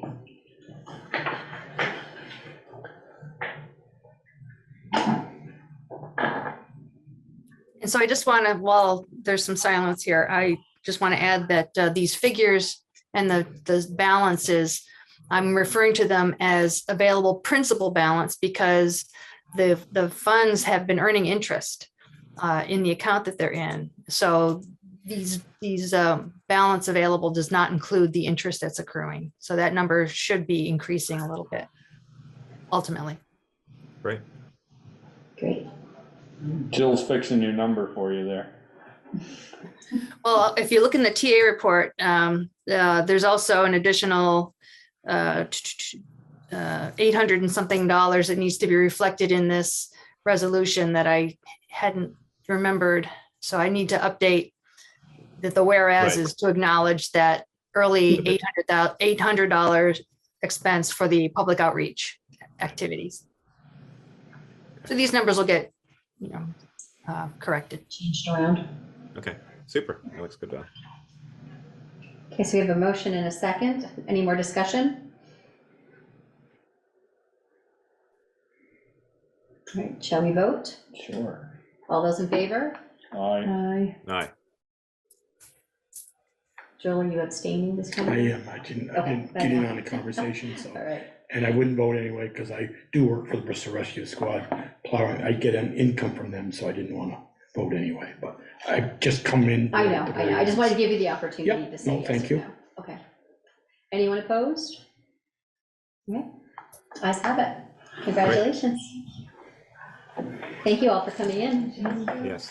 Thank you, Tasha. Thank you, Cecil. Thank you, Danielle. All right, moving on. Vermont Community Foundation DEI grant report and recommended next steps. Mrs. Porter Knight. Can I go from here, or do you want me to come up there? Please Why come don't up. you come join us? Do I have to sign anything? None of us have Yeah, touched it. nobody's touched it yet. Go for it. Hey, everybody. Okay, so there are three pieces to this. One is the grant report for the work that was done following the Vermont Community Foundation grant that you guys applied for last summer to do work to sort of further the Declaration of Inclusion. And then there's a piece of paper that talks about next steps coming out of that work. And then we actually got invited by the Vermont Community Foundation to apply for an additional $10,000 if the town wants to continue this work. So that's the third piece, which is, I think, a separate item on the agenda. So I know you guys get all this stuff in advance, and I don't want to be that person who reads you everything that you've already read. So I'll just maybe talk about the grant report really briefly, and then ask if there's questions, and then we'll go to the next step recommendations and do questions, and then go to the next grant application. Does that make sense? Sounds good. Thank you. Okay. So if you'll recall, the initial grant called for three things. So the first was training. And so last summer, you guys approved hiring Tabitha Moore with Intentional Evolution. She was great to work with. I think Valerie would second that. She was fun for any of you who were able to come to the trainings. So there were 5 trainings, 4 of them were her. One was Linnea Johnson from Women's Safe, the one about gender. Tabitha also did 2 bonus sessions because our first session was a snow day, so nobody could come to the morning one. And then it was the first one, so there was a scramble, and not everybody who wanted to come to that first one was able to. So she did a shortened version of that later in April. And then the last topic, which is what, sort of tying it all together, like what do we do with bias once we understand it, and how do we lead with equity? There was so much conversation both in the morning and the afternoon that we didn't get to the last piece of it, which was about how to address an instance where somebody, says something that is hurtful or offensive. And so she did a mini session on that. So she was very generous with that. I was pleased, and I don't know if Valerie wants to talk to this a little bit, but that between the morning session, which was in person, and the evening sessions, which were Zoom, For most of the topics, we had well over a dozen people participate. There is going to be a follow-up survey, which I don't have the results for yet. I don't think that's gone out yet. But one of the questions there will be asking people who were invited to these trainings, if you weren't able to be there, what was the barrier? What would have made it possible for you to come? Because I'd be really interested to know that. I'd actually be curious to hear from select board members who weren't able to participate in any of these trainings, you know, what might have made it easier or more compelling or interesting for you to attend. But that's sort of my summary on the trainings. Thoughts or questions? I thoroughly enjoyed the trainings. I thought we've been doing this work in my office for a couple of years with different people. So far, Tabitha was the most engaging. She made it the most relatable. I really appreciated the opportunities to have it in the evening because I couldn't have attended during the day. So it made good sense for me. I agree. I thought they were very, very interesting. And I still want all the materials, the PowerPoints. I know I keep asking about them, but I do want to go through because I do want to sort of follow up and solidify some stuff. But yeah, I thought they were fantastic. I went to one in person and I went to the others. I did Zoom, and they were all incredibly interesting and I think very valuable. And I can tell you, Porter, for me, it's just, you know, I have a long day at work, to come home and have to get onto a Zoom or go to a meeting. I mean, it's just like, so, I mean, sometimes I had stuff going on, so I couldn't make it, but yeah, that was ultimately, it's not that I didn't want to do it, but when I get home and it's like, okay, I only have 15 minutes before I have to be into another meeting, it's like, do I really want to do that? But that was really ultimately why, you know, for me.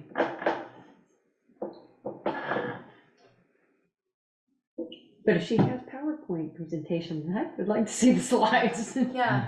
When we talk about next steps, we'll talk about some other options, because that was one of the things that came up was how can we make this more accessible for people? I mean, if she'd have if you guys could have recorded it, because then I could have watched it, okay, on a time, like whether it might have been on a weekend, you know, where I'm up early, everybody else in my house is asleep, I could have watched it then.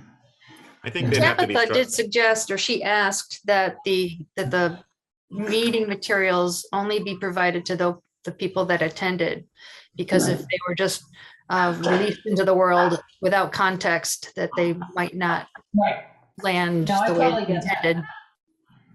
Yeah, you'd have to structure something differently, and which I definitely think we could look into as a town. Like in terms of training, it would just be a slightly different structure and design and teaching tool than the ones that Tabitha did and led, because it's because of the participation, you sort of need that interactivity.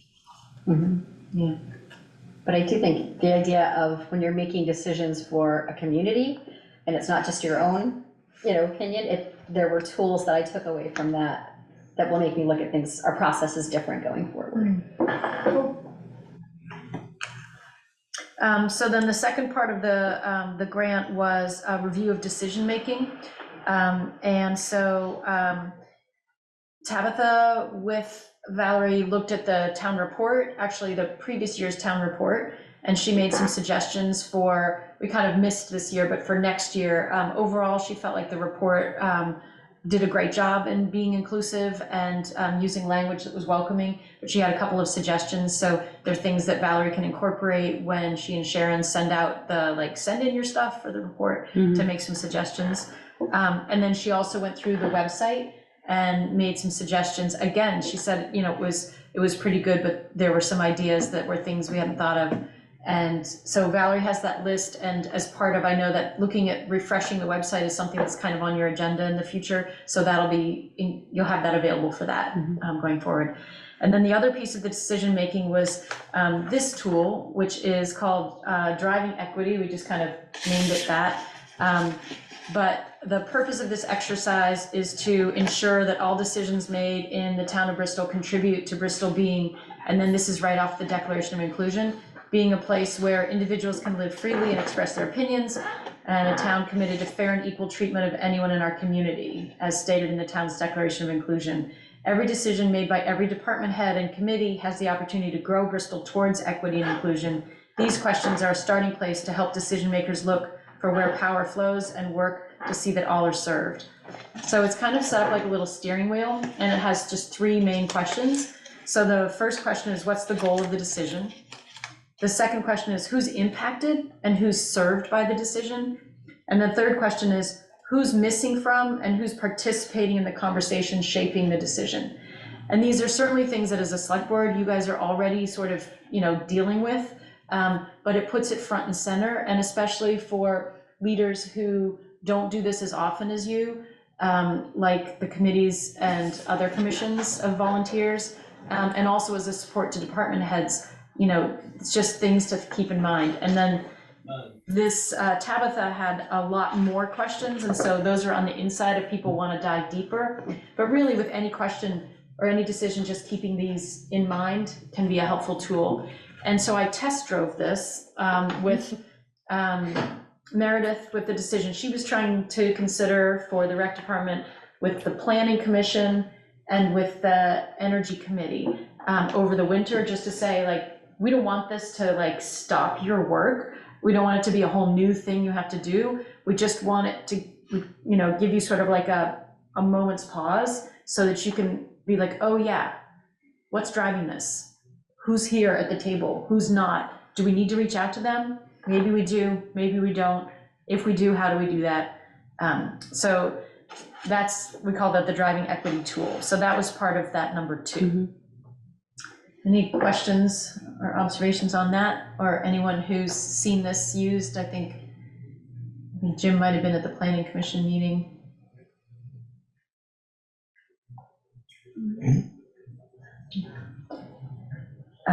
And then the last part of the grant said that we were going to look at what we've done this year and talk about next steps for moving forward. So in the original grant, we called it a sustainability plan. We haven't really changed that much to sustain, so I'm just calling it next steps. But the next step has, like 2 pages of ideas and options. So we can talk about that next, but in the report, it references the next steps piece. Mm-hmm. Shall we just charge ahead on that? All right. You got the floor. All right. So next steps is in like 5 different categories, really 4. The 5th one just says everybody, but the first one is opportunities for the select board to take this ball forward. So the first one on there would be to apply for more money from the Community Foundation to support some of the other work. The second would be to look into creating an equity committee to try to pull in more community input, and then to support you in doing this work. And also to support Valerie in doing this work, so it's not all, all on her.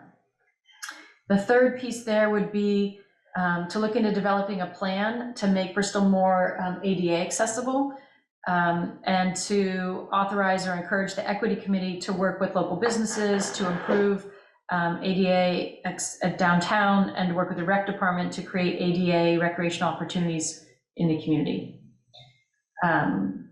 That was an area that we didn't spend a lot of time on this year in this grant, but is definitely part of inclusion.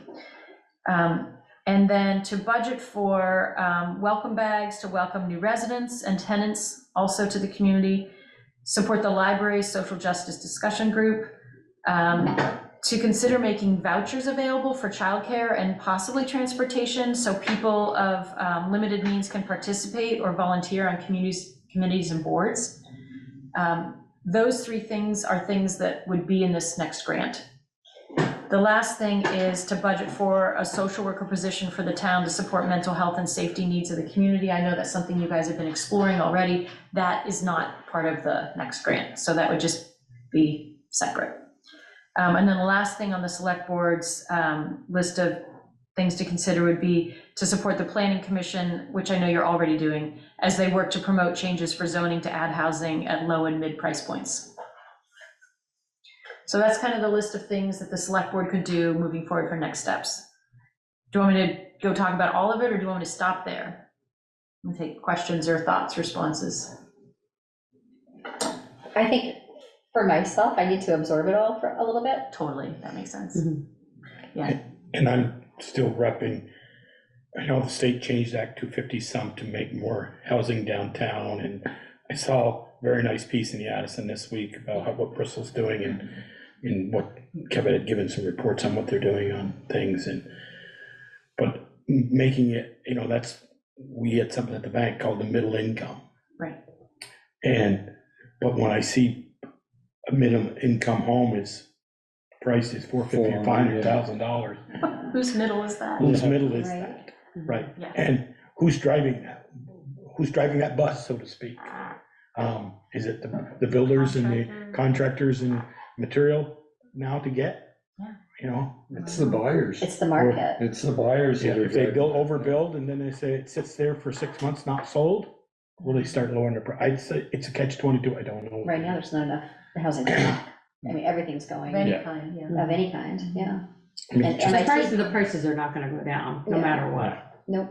I mean, real estate just is gonna increase. It may slow down, but your prices are not gonna go backwards. Yeah.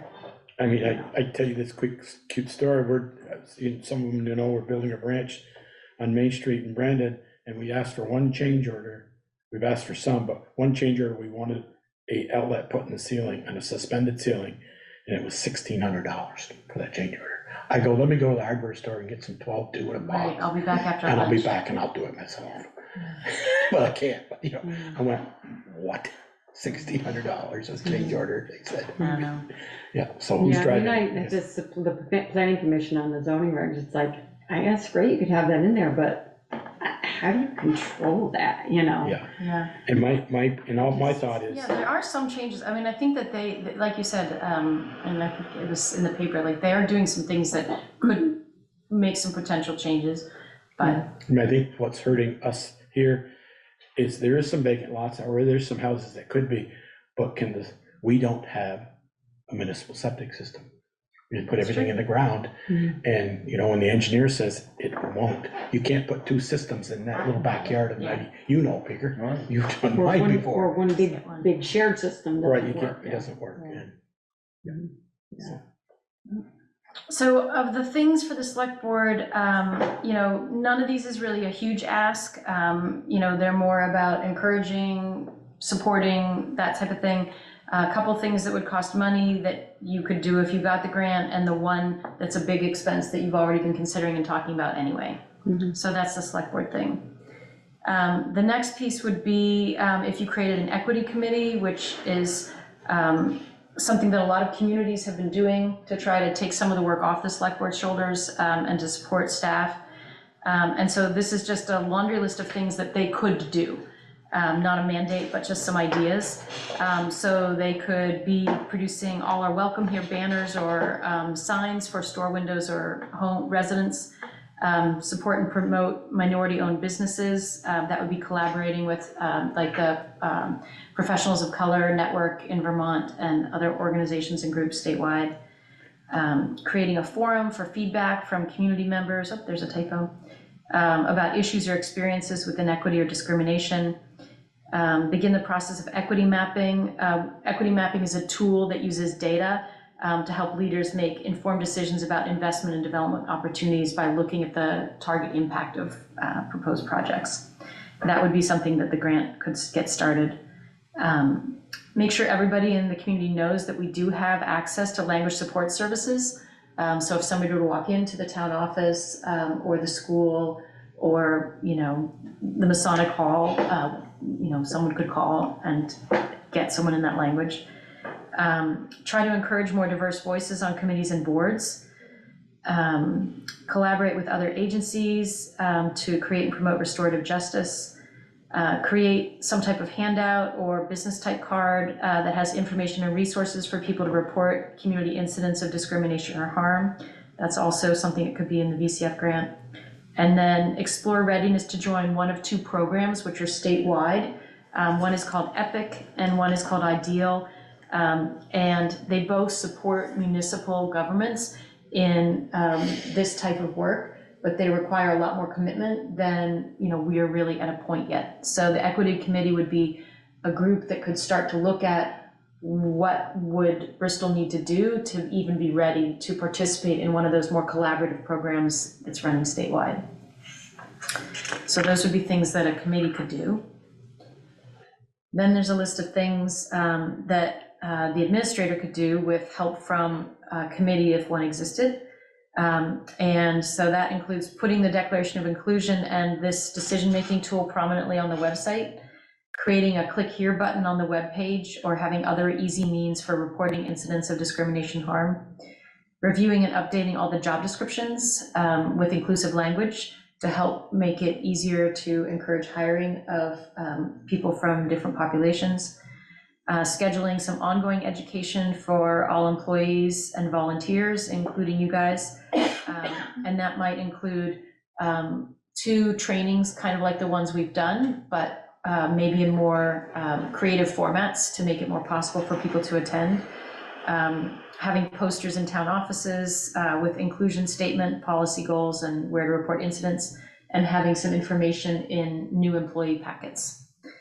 And then again, having the little card telling people what to do, but this would be about internal stuff. And then supporting staff, developing resource list, engaging the community to talk about the community's core values. That could be something the grant could do. And developing guidance on expectations to model DEI principles.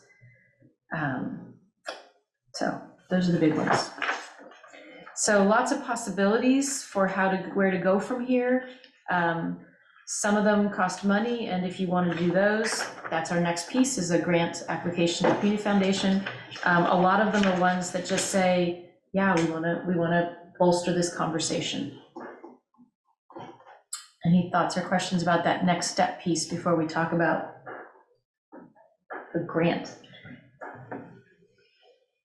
Yeah, I think it feels like a really comprehensive list of, pretty doable. Some of it's low-hanging fruit that could be done pretty quickly, and other things would be more time-consuming. Yeah, and it definitely does have that breadth. Some of the things really are easy things, or things that are kind of already started that would just be supporting, and then others would be planting a seed that would take longer. Where all these ideas came from is, as I said, several other towns have done work like this. So Essex and Middlebury both had good lists of things they've done. But also the people who run the EPIC and the IDEAL program both have lists of things that municipalities can do. So I had those. And then there were other resources along the way in this year that some are ones that Valerie had collected and sent to me, and others were ones that Tabitha shared with us, and some are ones that I just found here and there. So they came from all different places. With regard to the forming of a committee, Porter, are you interested in being on that committee? Just because I know that with your talks that you've done, organized at the library, and obviously everything you've organized and arranged for us so far. I'm curious if that's you're interested in that, or you just want to put that forward. Do it. I know you just got off a long-standing committee of 14 months. Yeah, so. Funny that you noticed that. Yeah, I would be interested in being on this committee. But I would be especially interested in supporting people in the community with lived experience in issues of diversity, equity, or inclusion. So I would put my name in the hat. But if and then we would go from there. So okay. If I could just chime in a little bit, I just want to caution about, I'm concerned a little bit about the potential time commitment that some of these things may require. So I'm not sure if a committee would need to be staffed, what kind of staff support they would expect to have. And I just worry a little bit about bandwidth to be able to move forward on some of these things, specifically mine. Mm-hmm. In terms of that, on that second page, Val, the ones that are specifically sort of administrator based? Actually, well, if the committee is formed so that it's fairly self-sufficient, kind of like the Conservation Commission and the Energy Committee, they really don't require a lot of input. If they could form and run run with it, then that would be great. But if it required more staff support, that might be a challenge. Okay, yeah, I guess I see it similar to our other committees like conservation or energy. Obviously, planning and development review are a little bit more detailed because of the legal aspects of the things that they're working on. But I think an equity committee, if we decided to go that direction, I think it could be, I would see it as a standalone where they would govern themselves and report to the select board on the things that they were doing. And obviously the things that they'd be suggesting would be affecting town staff and you, Val, and board members and things like that. But hopefully we would obviously be involved in that discussion going forward. That's Porter, kind of what's the way, that's kind of the way I see it too, Val. I see it kind of like as extending the ears and the brainstorming capacity of the town. So like, you know, gathering more thoughts, bringing more people in, and then bringing the ideas to the select board or to the administrator, rather than, you know, they're not going to be making decisions. It's more going to be gathering data and producing ideas, and then some of those, the select board or the administrator will say, yeah, go do that, that's fine. And others, they'll say, thanks, we'll take this and figure out how to proceed. And it looks like a long list, but I think there's things can be condensed in terms of how it's broken down by select board or committee or administrator, staff support. You know, there's a lot of overlap in those. So, you know, creating certain parts of that, I think could be done in one go that would affect and hit all of those areas. Yeah, and also to be clear, the next steps isn't like that has to happen in a year. This is just saying, we did this year's worth of work and here's some next steps to move forward, but they don't have to happen all at once. And then the next grant application would be for funding in the coming year. But again, you know, the timeline could be flexible about when that work is actually done and completed, so. So we've applied for it and we received the 10,000, and that's how we've had the previous trainings. You would do another 10,000. I know this is sort of leading on to what you'll be next discussing. Another 10. Are there higher amounts or lower amounts? Is 10 just what the grant is usually? They have this, yeah, the Community Foundation has this municipal DEI grant, and it's 10. And they invited us to apply. I guess they liked what Bristol was doing. And so, yeah, so it would be 10 again. I presume if we asked for less, they wouldn't say no. Right. But I think that 10 is a cap. And so the way that I drafted the grant is that 5,000 of that would be to continue our relationship with Tabitha Moore of Intentional Evolution. And that would be significantly to support Valerie in any of those changes that were on the administrator's list, so she wouldn't have to be doing those by herself. So, you know, the job description and then having a community conversation that the equity committee could help lead, but that Valerie would be a part of, basically to have a conversation as a community about core values and principles related to equity in municipal government. And also a little bit of training.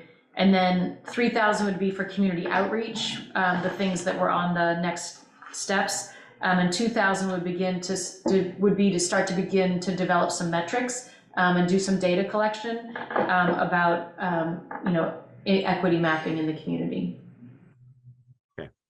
Yeah, I think that's a good breakdown. And the reason I asked about the amount was obviously you have the social worker position on there, which I'm in very strong support of, but we know Bruce put together numbers and it's much greater than 10,000. So I was just curious about that. That was one thing that was not in the grant at all. Yeah, understandably. But your equity committee might be able to help you look for grant money for that elsewhere. Right. And Yeah, but hopefully eventually those grant monies run out, so They do. eventually the town has to pay for that, so you gotta look at the long term too. right. But hopefully, you know, if we're successful in our search for a grant writer for the town, obviously that would be beneficial to us too. Mhm. I'd make a motion, and if we're moving on to the grant side of things, I'd make a motion to approve the grant application for 10,000 for the Vermont Community Foundation. I'll second. Any other discussion?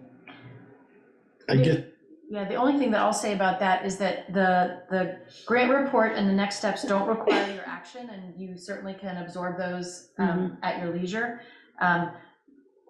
However, if we apply for this grant and move ahead with that and don't have a committee in place, I think we just need to be sensitive to that, because without having a little posse of people to help execute the community outreach and some of that, I think that that's going to be putting a heavy load on Valerie. And I'm perfectly willing to support her in that, but I feel like the community will be better served if it's not a one-person show.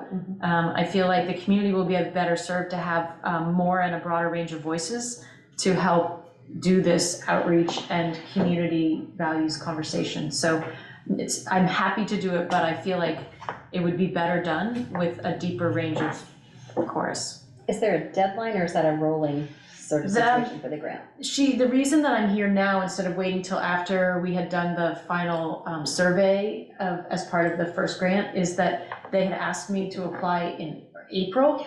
And I said, well, we haven't even finished the first grant yet. Can we finish that first? And she's like, yeah, when are you gonna be done? And I was like, the end of May. So I don't think that they're gonna run out of money, but I wanna be sensitive to the fact that we had an invite and I'd love to. We don't wanna miss out. Right, exactly. Okay. FOMO, right?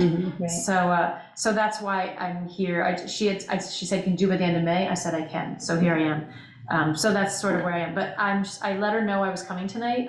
And I'm certain that if I said that you guys needed to take time, that'd be fine. Well, we could apply for the grant. If we get the grant, we could still make a decision on the committee. That's right. Between now and then. Exactly. Joel, did you have a question? yeah, I think Ian or someone said about there's some committee, I'm sensitive to Valerie saying that her workload right now is about a 65-hour a week right now. And we have a very minimal staff here to help her and everyone. Everybody's got more work than their plate can handle. And my thought is, when you said, Ian, about, there's some committees that are out there, conservation, energy, and them, but I kind of keep them like a team of horses, and I don't mean that by calling them horses, by no means, but they're still in our reins, and sometimes we have to pull those reins in, and we have to answer those questions, because the voters will say, hey, what's going on with the conservation, or what's going on with the energy and this and that? And if there's one more thing on our plate, I'm not opposed, as Michelle said, the grant, they want to put out the money, but I don't want to see taxpayers' dollars. I don't want in a few years use taxpayers' dollars to fund something, as Governor Scott is saying now with the hotel motel, the federal government stopped giving money. In this grant, they're going to say, well, we're moved on to something else in 3 years. So we really think you ought to support this through taxes, and I'm not in favor of that. And I'm in favor of now applying for the grant, but just want to, we have a small staff, and to put more on Valerie's plate or the rest of the staff in this building, I just don't think it's fair to them. So. I agree. Any other discussion, questions? All right, shall we vote? Do you want to say your motion again? The motion was just to, approve the grant application to the Vermont Community Foundation. Okay, so all those in favor? Aye. Okay, anyone opposed? All right, thank you very much, Porter. Porter, will you hand me one of those? I was gonna leave Okay. this here, Yeah. and you can, Yours doesn't have anything on the inside of it. yeah, that was a That's just draft. blank. No, on the inside. Yeah, Oh, no, it doesn't. plus this one fixed the typo. Oh, okay. So we're leaving these here, and we'll, talk to all the committees and commissions about them over time. But you can take them and you can pass them around, and it's, attributed to the town of Bristol. So, when Middlebury picks up and says, well, this is so good, you can be like, yeah, Bristol did that. Bristol. Yeah, I get their Porter. agenda to us this morning. They're doing it smart. Thank you, Porter. What's that? Not doing it at all. Eric's always thinking these questions all the time. I know. Thanks so much, Porter. Thank you. Porter. Yeah. If, so you said you might be interested in the committee. Are you, if the select board decided to go ahead with that, are you just putting your hat in and just, you would expect the town to have the committee form and look for people and put it out there, or would you be willing to do a little bit more to sort of try to engage people? If you were, I'd be willing to work with you Anything that on the that. select board or Valerie asks, yeah, if you want, Okay. I will. Careful. Be careful. As it relates to this project, but I mean, like, yeah, I will, you know, help try to spread the word and Okay. recruit. Because I'd be happy to work with you on that if you'd like my help, so as not to add more to Val's very stacked plate. Agreed. So if you guys get there, then we'll talk. Okay. Sounds good. Okay. Yeah, Thank you, Porter. Thank you. Thanks, Porter. All right, so moving on, number 5, review the annual landfill inspection report. Steve Palmer, VTM Engineering. Hey, good evening, everybody. How you doing? There were some other letters in there too, Steve. I didn't say them though. It's quite all right. Okay. I promised I would be short tonight. Can we share the screen for just a minute? You're Yeah, you muted. should be a co-host, Steve. I just made you a co-host. Okay, so how do I do that? Share screen. at the Share bottom. screen. Bingo. The green carrot. Can you guys see what I'm seeing? Yeah. No, we see you and Valerie and Ian and Jill. There you go. There you go. All right, now I'm coming through. All right, let's Yeah. try this first though. Okay, So this, go ahead, sorry. no, I thought it was a water line replacement first, but now you're on the right Yeah, one. you're there. Okay.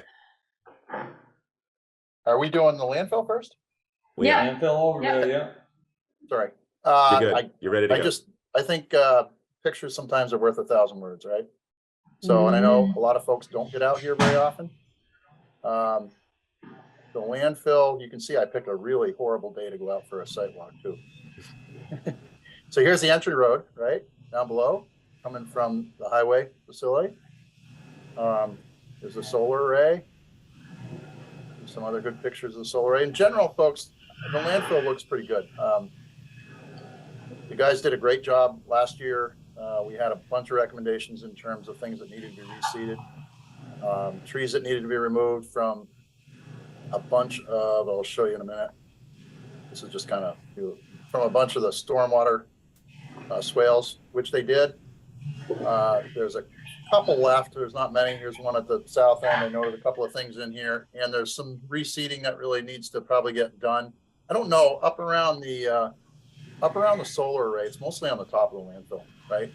I mean, what the goal of solid waste is try to make sure your cap lasts forever, right? So you've got a clay cap here, and basically on top of that clay cap, you've got some topsoil. I don't want to see that erode. You get down into a clay cap. So what I I'm sorry, recommended they was. don't make grass seed for clay. I hear you. And the other part of this, I mean, the difficulty I think that they have is this is on the very top of the landfill, right? So I'm sure that this is drier than most of the other areas. So that's an issue. But really the two issues were reseeding where we need to, and believe me, it's 100 times better than it was a year ago. So significant improvement. Kudos to the folks that were working on it.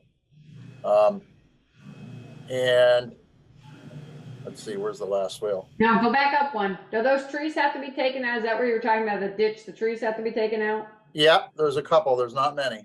This is the one ditch, and you can see where this is, right? This is over toward the laydown area here. Yeah. Yeah, by the concrete pile. Yeah. Right.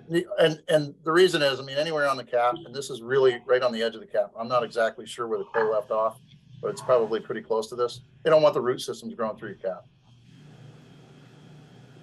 Okay. The last thing was you've got a stormwater swale that comes down.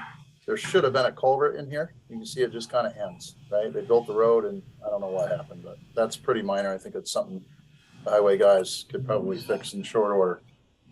So So, they need to, are you saying they need to put a culvert in there? yeah, you can't see it in this picture, but this is a pretty steep hill from down. It just ends right here. So it's supposed to go across the roadway and go down. You now have a new infiltration basin over here. I don't even know where that is. Whereabouts is that, Steve? Upper road. Hold on. Let me back up here. Right here. Just coming down this hill. Oh, okay. It hits the road right there and just kind of Yeah, it's hard for me to get across there with my golf cart. Okay. And go through there. Right. You So all in all, laugh. landfill looks pretty good, folks. It really does. It's a nice operation. They've got this solar facility. If you haven't been there, look at this. This is pretty neat. I think that was in his thing last year. Yeah. Yep. Was that in your thing last year, Steve, about putting that culvert in? It was. I thought. They would get right on it. But you guys did a bang up job with the rest of the stuff, so it looks pretty good all in all. Any questions there? No, it's pretty straightforward. Let's see if we can get on to the next one. So as I mentioned in my notes, the landfill, not the landfill, the solar project also requires an annual stormwater report. And so Steve very kindly agreed to take that on, and we're going to incorporate that ultimately into the annual landfill report and have that inspection kind of serve both purposes. And So we also have to pay for- we'll amend that into the annual contract for services as well. So the town has to pay for that? For the solar array? Is that what- I don't think it'll be substantially enough to split the hairs about billing the solar system for it. Because he's going to be out there anyway. Just one question. Sorry, why not? Valor, if we just had a capped landfill there, We green would have grass, that. would we have to have that No. stormwater permit? No, No? You're shaking your head no? correct. Then I think it should be billed to the solar. I Plain mean, and I don't simple. know how much it is, but. I reviewed the lease agreement about that, and as I recall, and I might need to be corrected, but I'm pretty sure the lease agreement put the stormwater, the permitting responsibility onto the town, or we were going to split it proportionally with Acorn somehow. And there was a I calculation, remember this discussion. but I some can't percentage remember what. calculation. I thought it was if I remember But right. the annual additional expense might not, it might take more administrative time and effort to do that than just pay it. I don't know. We can look into it. This discussion. I thought it was like if there's 10 acres and 7 acres is solar array and 3 acres is our gravel or our dirt piles and our cement piles and culverts down there is 3 acres, then it's a 70-30 split. And I don't mean to, I thought Yes, that's what it was something like that. I'll take another look. Okay. Are we on to wastewater? Sure. Yes. Okay. Item number 6, review of annual wastewater system. Go for it. Okay, another place that folks probably don't get down too much. Jill and Cyrus have done a bang up job down here. This place looks great. I don't know if anybody's been down. They worked really hard last year to, there was a whole bunch of box alders that grew along in here. And the box alders in particular, right, have pretty deep root systems. So those types of trees you don't want growing right into the field. And I mean, what's happened, you can see the creep, right, over the last 20 years, it's crept right out into the field. So they went in and cleaned all this up. You don't want those root systems getting into your field, interfering with any of your piping, gravel systems, any of that stuff. So the place really looks great. They really spent some time down there this year. Did quite a few repairs as well, the system, and I know those two are on and they can talk a little bit about that. Here's just some general, I know folks probably hopefully know what you're eating right now, right? But this is what your system really is. It's a septic system, right? It's not a municipal wastewater treatment system. It's a very large septic system. That's really what you have. Okay. So issues, these guys, like I said, they took care of the great majority of things. We had a couple things that we noted in here. Some of the bricks and things were pretty well gone, and Cyrus has got those in his notes, and I've got them here as well as recommendations to rebuild a couple of these things. I think the biggest thing that we noticed is grease. And, you know, just to refresh everybody's memory, you know, this was designed as a 20,000 gallon a day wastewater treatment system. Right now, you're at about 7,700 roughly gallons per day. You're limited on BOD. And BOD, in simple terms, it's really a measure of organics, right? So organics being things like grease, sugars, food waste, you know, spent grains from breweries, that kind of stuff. They're not, you typically do not see high BOD in a regular residential wastewater system. Those kinds of things are coming from your other types of establishments. So I know there's been a lot of discussion about this, and I don't really want to go too far down this path tonight, but there's a lot of things to think about, I think, on your side. Most municipalities, even with a municipal wastewater treatment system, if they had somebody that came in with special waste, and special waste a lot of times is brewery waste, that's super strong. Every municipality I've ever worked with has gone back to the customer and said to the customer, you need to deal with pre-treatment on your end, because the alternative to upgrading a municipal system is extremely expensive for the town or whoever's doing it. And I'm not saying that's the answer for you, but just I want you to think about the fact that there are two solutions. You can either deal with it as a municipality, or you can deal with it on the customer end. One of the other things that Cyrus and I came across was there was a ton of grease in the septic tank itself. Okay, they've been, I think those guys can do a better job explaining the maintenance side of it and what they're doing. But as I understood it from my conversation with Cy, they pumped this once last year. There was a good 2 feet of grease on top of that septic tank. You don't want that out in your field. I mean, really what that's going to do is plug off your fields. So I don't know where Steve, you said 2 feet? You mean 2 inches? No, I mean 2 feet.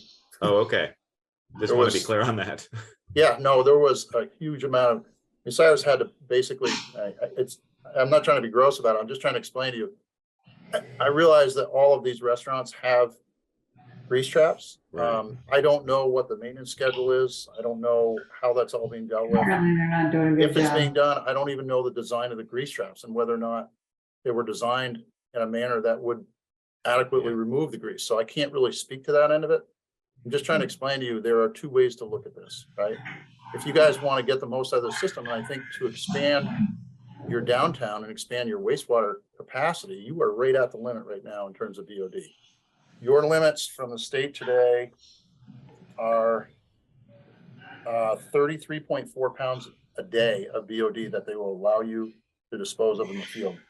Based on the calculations from this year, and the calculations, by the way, are flow times the average BOD readings, and Jill and Cyrus go and sample twice a year, and we take those and we put them into this calculation that the state gives us, right?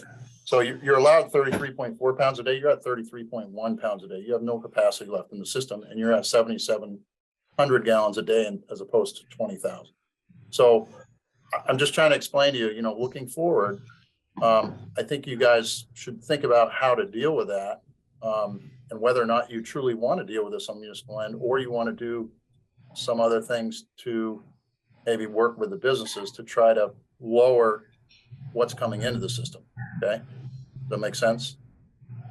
Steve, can I ask you a question? You said food waste. You actually found food waste in there? I mean, because aren't they supposed to be composting all their food? Well, if you are, think about it this way, if you're a restaurant and you have a commercial dishwasher, nobody's scraping those plates before they go in the dishwasher, and 100% of that goes down the drain. And I'm not picking on any of the restaurants. That's, they're there. I don't have to explain. I'm just trying to explain to you that a system like this isn't designed for that kind of waste, right? Okay. So some sort of pre-treatment, whether the pre-treatment happens on the customer end or it happens on this end, if you guys really want, if your goal is to expand the system and expand the downtown and expand your wastewater capacity, and you could do some combination of the two as well. Anyway, maybe that's a whole discussion for a different evening, but I just thought it was worth touching on this evening, because I've heard a lot about the municipal field, and I haven't heard very much discussion about pre-treating on the customer end at all. Jill and Cyrus, have I touched on everything? Yeah, and we can go over more of it. Cyrus is just to my side here. He is definitely here if you guys have direct questions for him as well. But we have been thinking about this quite a bit lately. And doing quite a few classes as far as for renewing our licensure. And the ones that we've been in this year have included high strength waist training. And it kind of, I'm in the class and they're going over breweries and high strength waist users. And I kind of like had this moment where I went, poof, 10 out of the 34 connections are high strength waist users. It's we are a traditional septic system that can't handle high strength waste users, but yet that's what a third of our connections are, and probably more than a third are hydraulic. So what happened is when these septic systems got designed and permitted, they were permitted from a hydraulic capacity, which is gallons, but they weren't permitted per se, and things weren't designed per se on the connection level for organic loading, which organic is your BOD and your TSS and your fats, oils, and greases, which we call fog. We have a ton of it. So it's like, it's killing the system.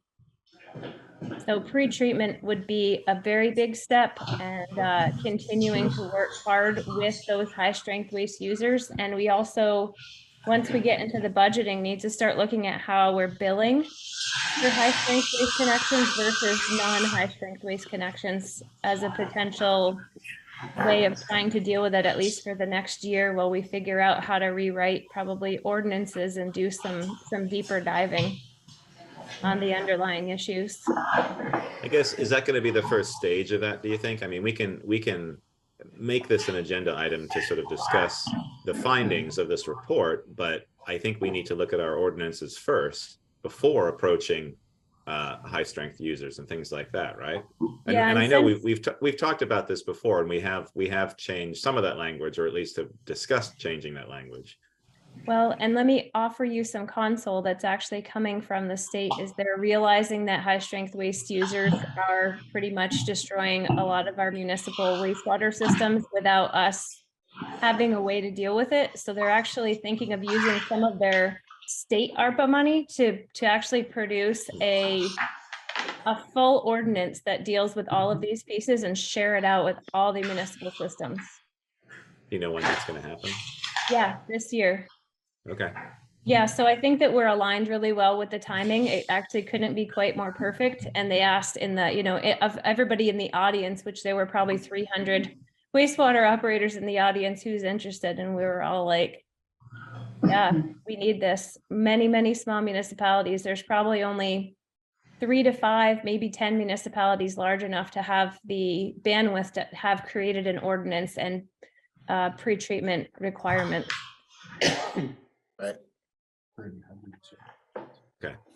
Yeah, I mean, I think that's the first stage, is to look at our ordinances now. I mean, but it's, yeah, do we wait? I think, speaking to Steve, you talked about, like, in terms of future, what we're hoping to do with it. I think expansion, it's probably not going to happen.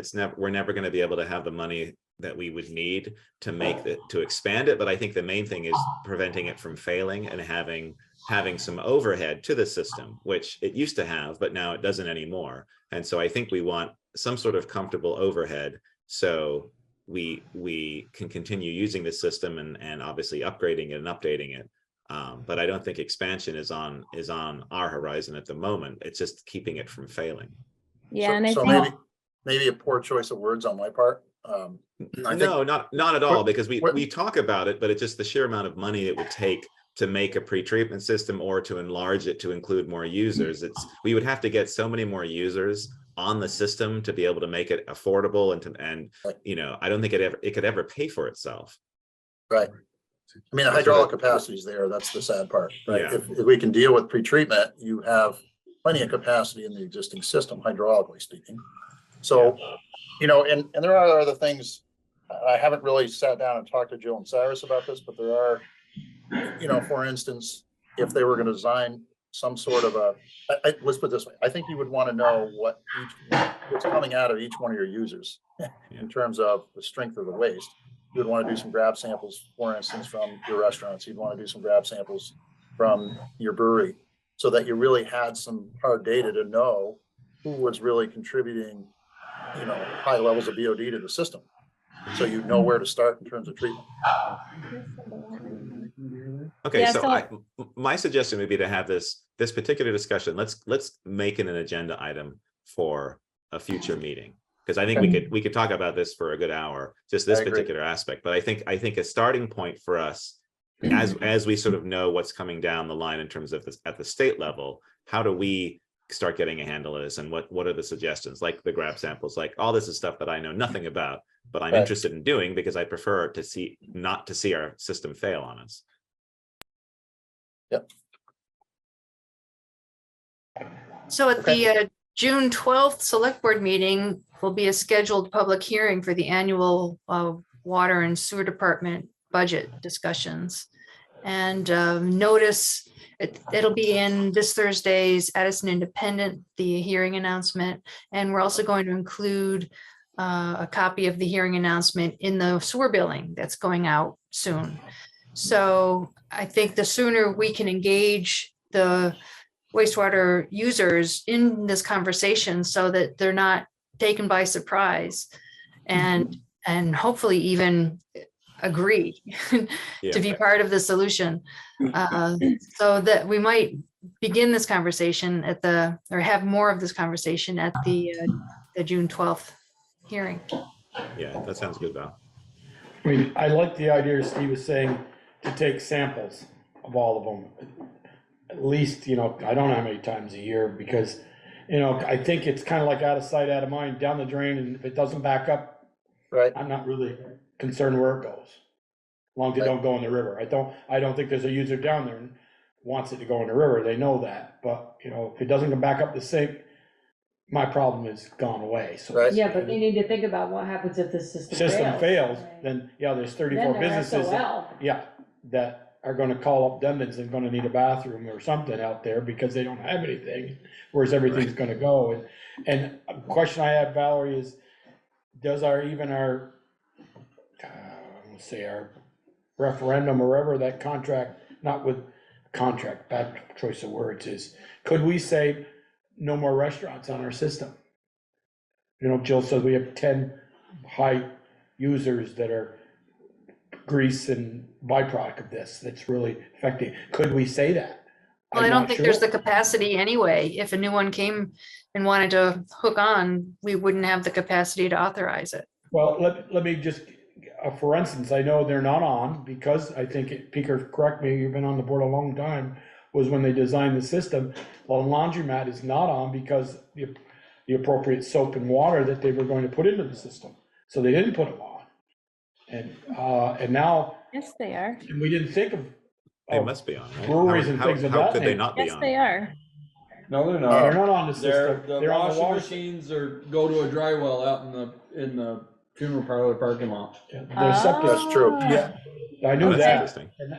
So they were on because of, it was going to put our DOB way over when the system was designed with 5-gallon flushes.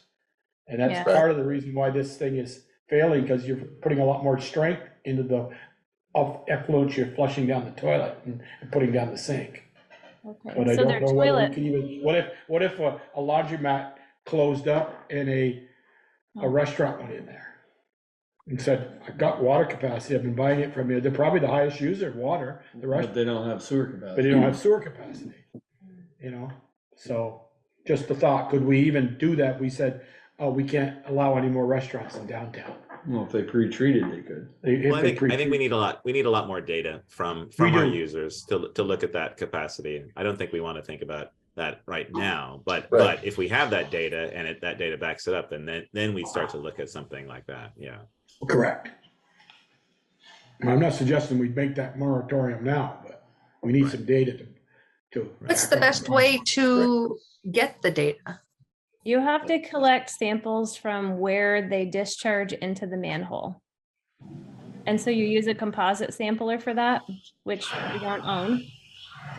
And so there's a woman named Heather Collins who just started in the program for, well, she's been in water for years, but she's actually She's working for the high strength waste pretreatment program. She has a composite sampler. I might be able to get her to help us because it's really expensive to do this sampling as well. Like you're talking like going from $600 a year of sampling to thousands of dollars a year of sampling just for laboratory costs. So let me talk to Heather and ask her what if there's anything that she or her program can do to support us, because we are out of organic capacity, which means we can't add any new anything. So it's like if somebody said, I want to add 10 seats to my restaurant, another seat to my hairdressing salon, change of use, nope, not unless they're bedrooms. So that's what we're talking about when we say no new capacity. We're not even talking about adding new buildings. We're talking like change of use for potential higher strength, that there's stuff that's got to get done so that we don't end up with our leach lines filled with fat. Yeah. Okay.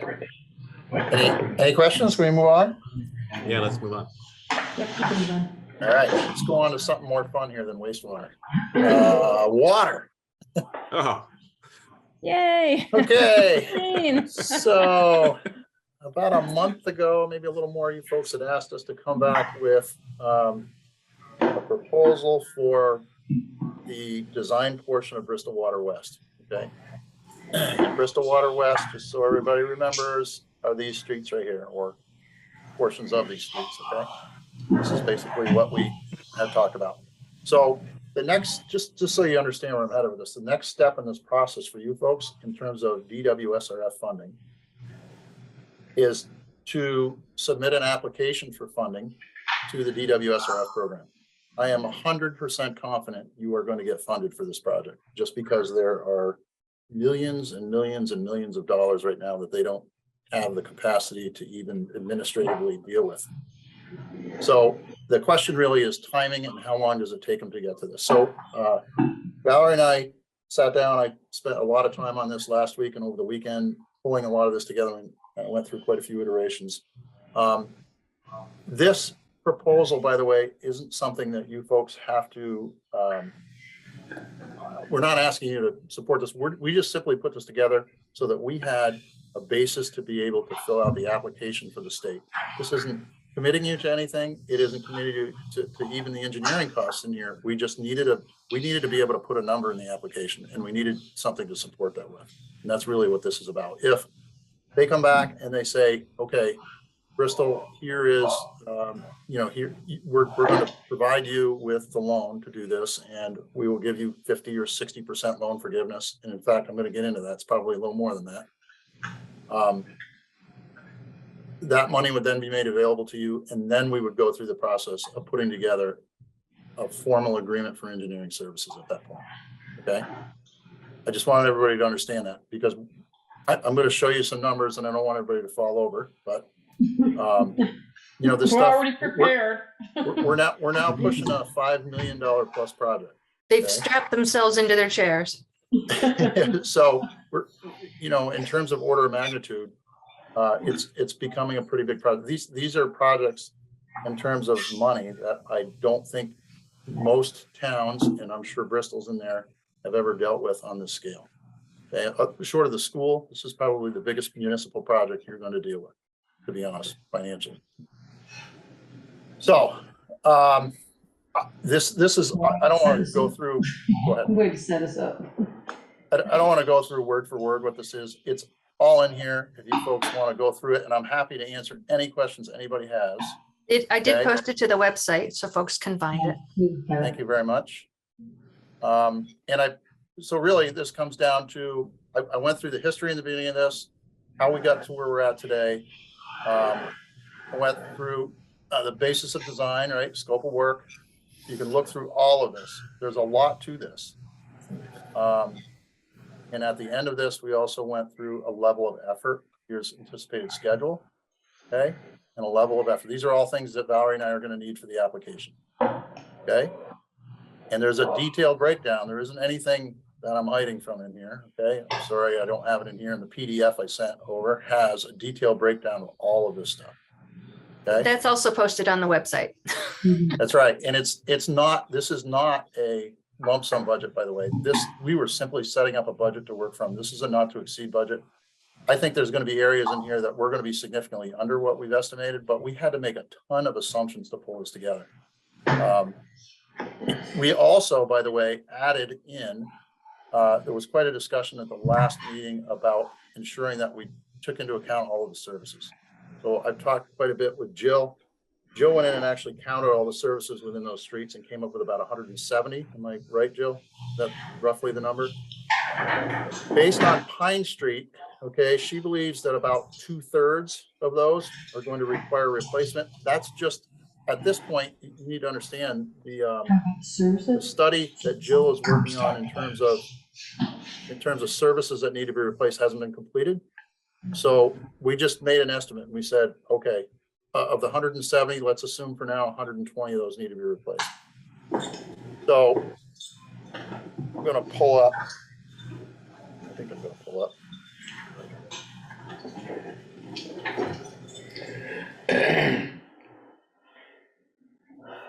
Let me go to the bottom so you can kind of see.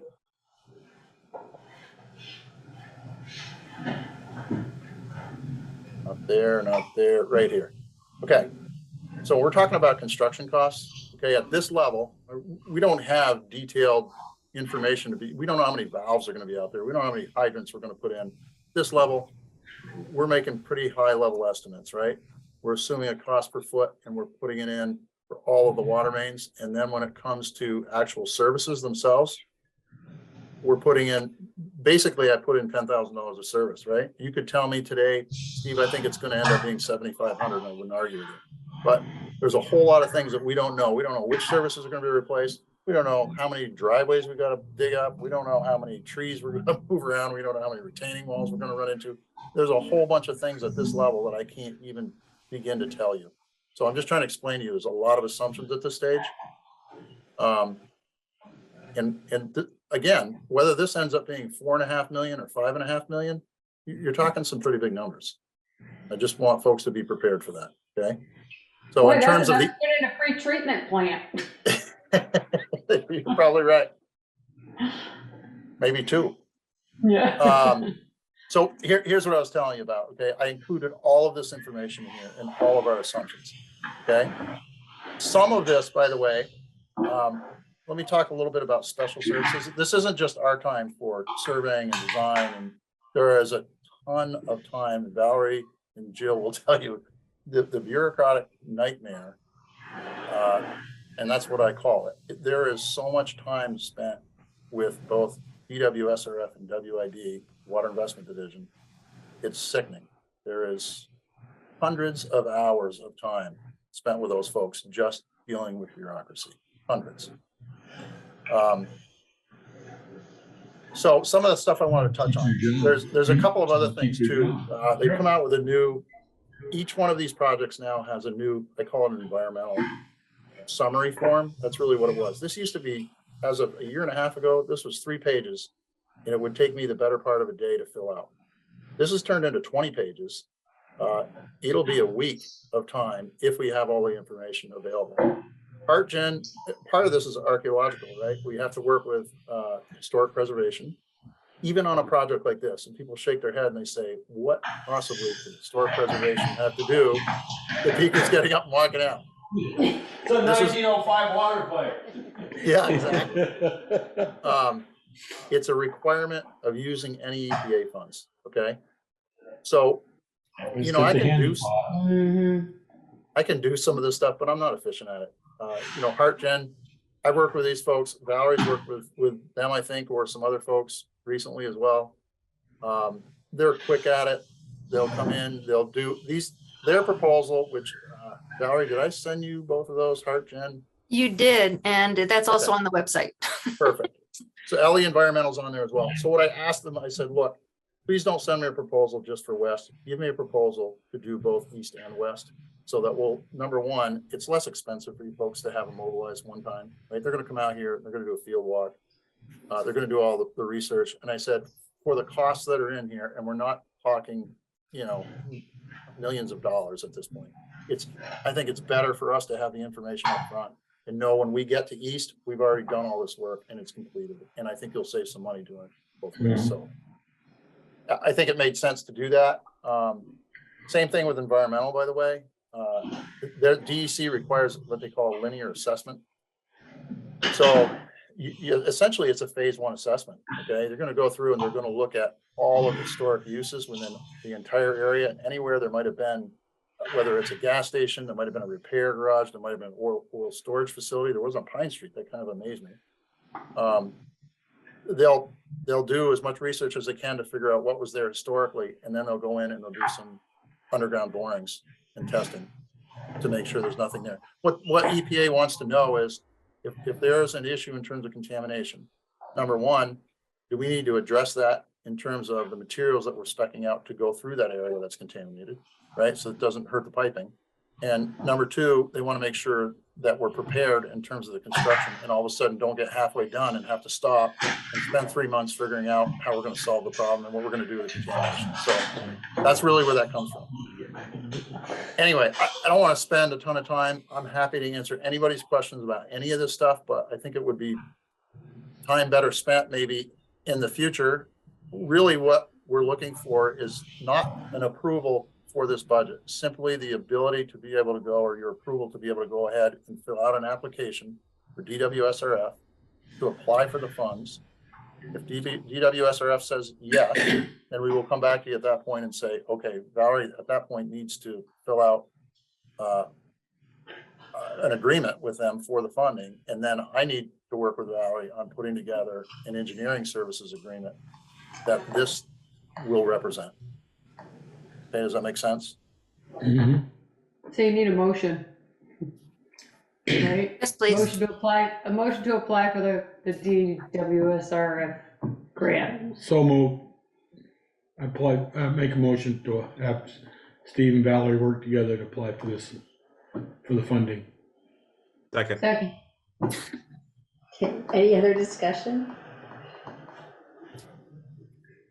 Okay, all those in favor? Aye. Anyone opposed? Okay. Excellent. Great. Thank you, everybody. Thank you, Thanks, Steve. Steve. Yeah, thank you, Steve. And Jill too. That represents a lot of work. I appreciate it. We did hop over item 7, which was the preparation for the water and sewer public hearing coming up. So you should step back on that. Yeah, Steve wanted to get out of here. He didn't want to wait. Well, my kids are already asleep, so I'm good.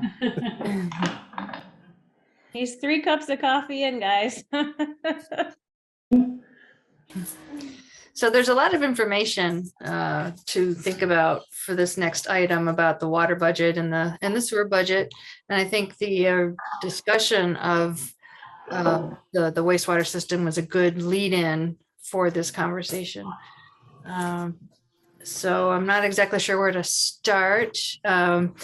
With the Excel spreadsheets that were posted to the website for the water and the sewer, there were some areas that we had questions about that may or may not get answered tonight, but at least it'll help us be better prepared for the meeting next time. Valerie, if you want to start with water first, even though it's technically a longer budget, I think it's less complicated in the fact that it's supporting itself better. Sure. Is there a file you want to share, or how do you want to approach this? I have what I sent to you. Have you made edits to it at all? I don't think I did. Okay, so I'll pop it open on my screen and we'll see. Yeah. Why don't you? I'll turn things over to you. You've got a pretty good handle. And I think I probably have to push on things. Sorry, I'm not so good at this stuff. Share screen. Let Cy do it. We'll be out of trouble in no time. Yeah. Does this work? Yep. Yes. Okay. Can you guys see this? Like, is this big or is this teeny? Yeah, bigger would be nice. Okay, let's do this. Thank you. Whoa. Okay. My eyes like this too.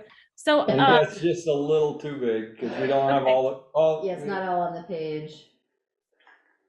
There you go. What I'll do is I'll go like this far because the one that ends in 22 is probably about as far as we really need to see. Okay.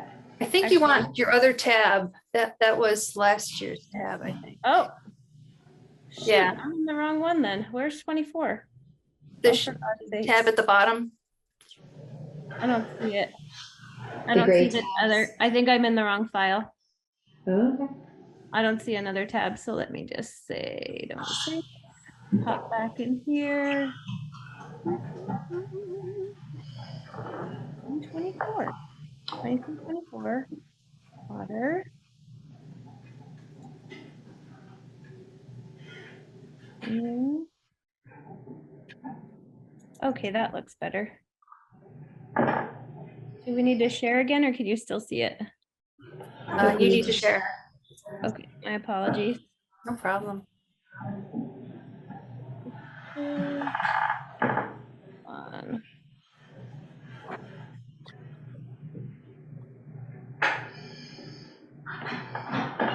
There we go. There you go. Okay, that's in the right tab. I don't even know how I got that other one open. I was in the same folder. Okay. All right, and I'll just make it a little bigger. This one doesn't look too bad. So the first question that Valerie asked me is, where did you get your numbers? So I got my numbers from the fiscal year end 22 report. So the one that's ending on period 12, budget status report, water department. So that's literally where I got the number. So like I didn't come out of my head with the actuals for the year ending for 2022. Those had to be populated in order to see how we did since the last set of budgets. And then the actuals for this year are really just through the end of the 10 of 12 periods. So we're really only through period 10, which is through the end of April of 2023. Which is about 83% of the way through the budget. Yeah, so we're only 10 out of 12 months through. So I did realize in doing the sewer this year, I got a little deeper into the questions, and once we dip into that one, you'll see what the reveal was, which was a little bit upsetting, but it is what it is. So hey, there's nothing quite like budgeting with 10 out of 12 months of data. So at least I know that the actuals for the previous fiscal year are accurate to the actual budget reports, and that the actuals to date through the end of month 4, which is 10 out of 12 periods, is this. So I have to just take those, divide by that, that's 3 out of 4 quarters, and then multiply that out times 4 quarters to say that the estimated annual revenue for this year should be around 336,304. We budgeted 335,874, so we're within just within $1,000 of what we had planned. So we're pretty darn close on the revenue side. And then if we scooch to the bottom, we're at actuals 272,999 out of, hold on, 262, yes, 272,999, meaning we have 3/4 of the money in, and we've spent just a little over that, and we have paid the entire bond payments. So you can see that all the bond payments are out, and that everything else is somewhere around the similar 10 out of 12 months. I can tell you for contracted services, we don't plan on doing any other projects until we get into the new fiscal year. 52,063 has been spent in contracted services, and we've underspent in supplies. I always kind of break those out as a budget with the 2 pieces, knowing it's going to be somewhere around $70,000 to $85,000 to fix all of the stuff that comes up every single year between leaks and fixing valves and fixing curbs and replacing the town side of services, etc. The other item that I saw that was quite high, and I know I probably, if you think about the last 4 months of board meetings, up until about 4 weeks ago, I kept going, guys, there's a huge leak. The water usage is huge. The pumps are running constantly. It was like months of me kind of in a panic. That's what happened to the power bill. So we spent 634 in 10 months, and that's because those pumps were running like 12 hours a day for 3 months this winter. And it's because the leaks could not be found in the snow. So that was why once the snow melted and we could get that leak detection specialist here, we hammered on fixing it the following week. But Jill, didn't we also last year approve, we went to different size pumps? They're not different sized. We added VFDs, which are supposed to be magical in saving electricity. All they do is start them up slower. They still run the same number of hours. I thought something about the piping was different. So they would match up. No, yeah, so we could have, so the pumps could go in and out, the same pump went in and out, but it doesn't affect the size of the motor. But if we No, that's just so that they weren't the same size, so you couldn't have a spare on the floor that could go in either spot. You had to have a 4-inch spare and a 2.5-inch spare, but we never needed a 4-inch pump. So we changed the plumbing to be able to have them the same size, so we only needed a spare on the floor that could fit in either spot. Okay, I was just wondering whether the 2.5 versus the 4, it pump more, it has to run more to get the same volume of water up the hill to the reservoir from the 4-inch. They both do about 512 gallons a minute. Okay. So it was that the other pump was oversized. Draw the chlorine contact. Yeah, it was oversized and butterflied down. So it was like pushing against a butterflied down valve, and it would empty the chlorine contact tank too fast. Okay, and then can you go to the top of the page for the revenue? Yeah. If that act right there, 252, 228, that's 10 months. That's roughly 336. No, it's 3 quarters. So water bills go out quarterly, so it's right Oh, there. okay, so It's this that's one 3 quarters divided and by- not 10 months. Correct. That's not 10 months worth of revenue? Nope, that's 9 months worth of revenue. Okay, all right, I was looking at That makes it look, 25,000. that makes it look even better. So there's technically another third of 84 in there for month 4. The next billing will get done, well, the next read will get done June 12th through the 16th. And the awesome thing is Sharon already got the consumer confidence report out. So usually we're like cranking to get that read done as fast as we can so that she can get the bills together and get the consumer confidence report out before the July 1st deadline. But it went out with the March bills, which is awesome. I mean, we'll still do the read just as quickly. It's nice to not have that added other pressure. And then Sharon, I asked you the question about, it's very little number, line number 10, in actuals in 21, 22, only $150 for the Sugarwood revenue. Was that just Cody Yes, wrong? I haven't had a chance to look at it, Oh, okay. but I will. Thank you. All right. Jill, when you go down to expenses, you have the contracted services and the operating contract is your fee.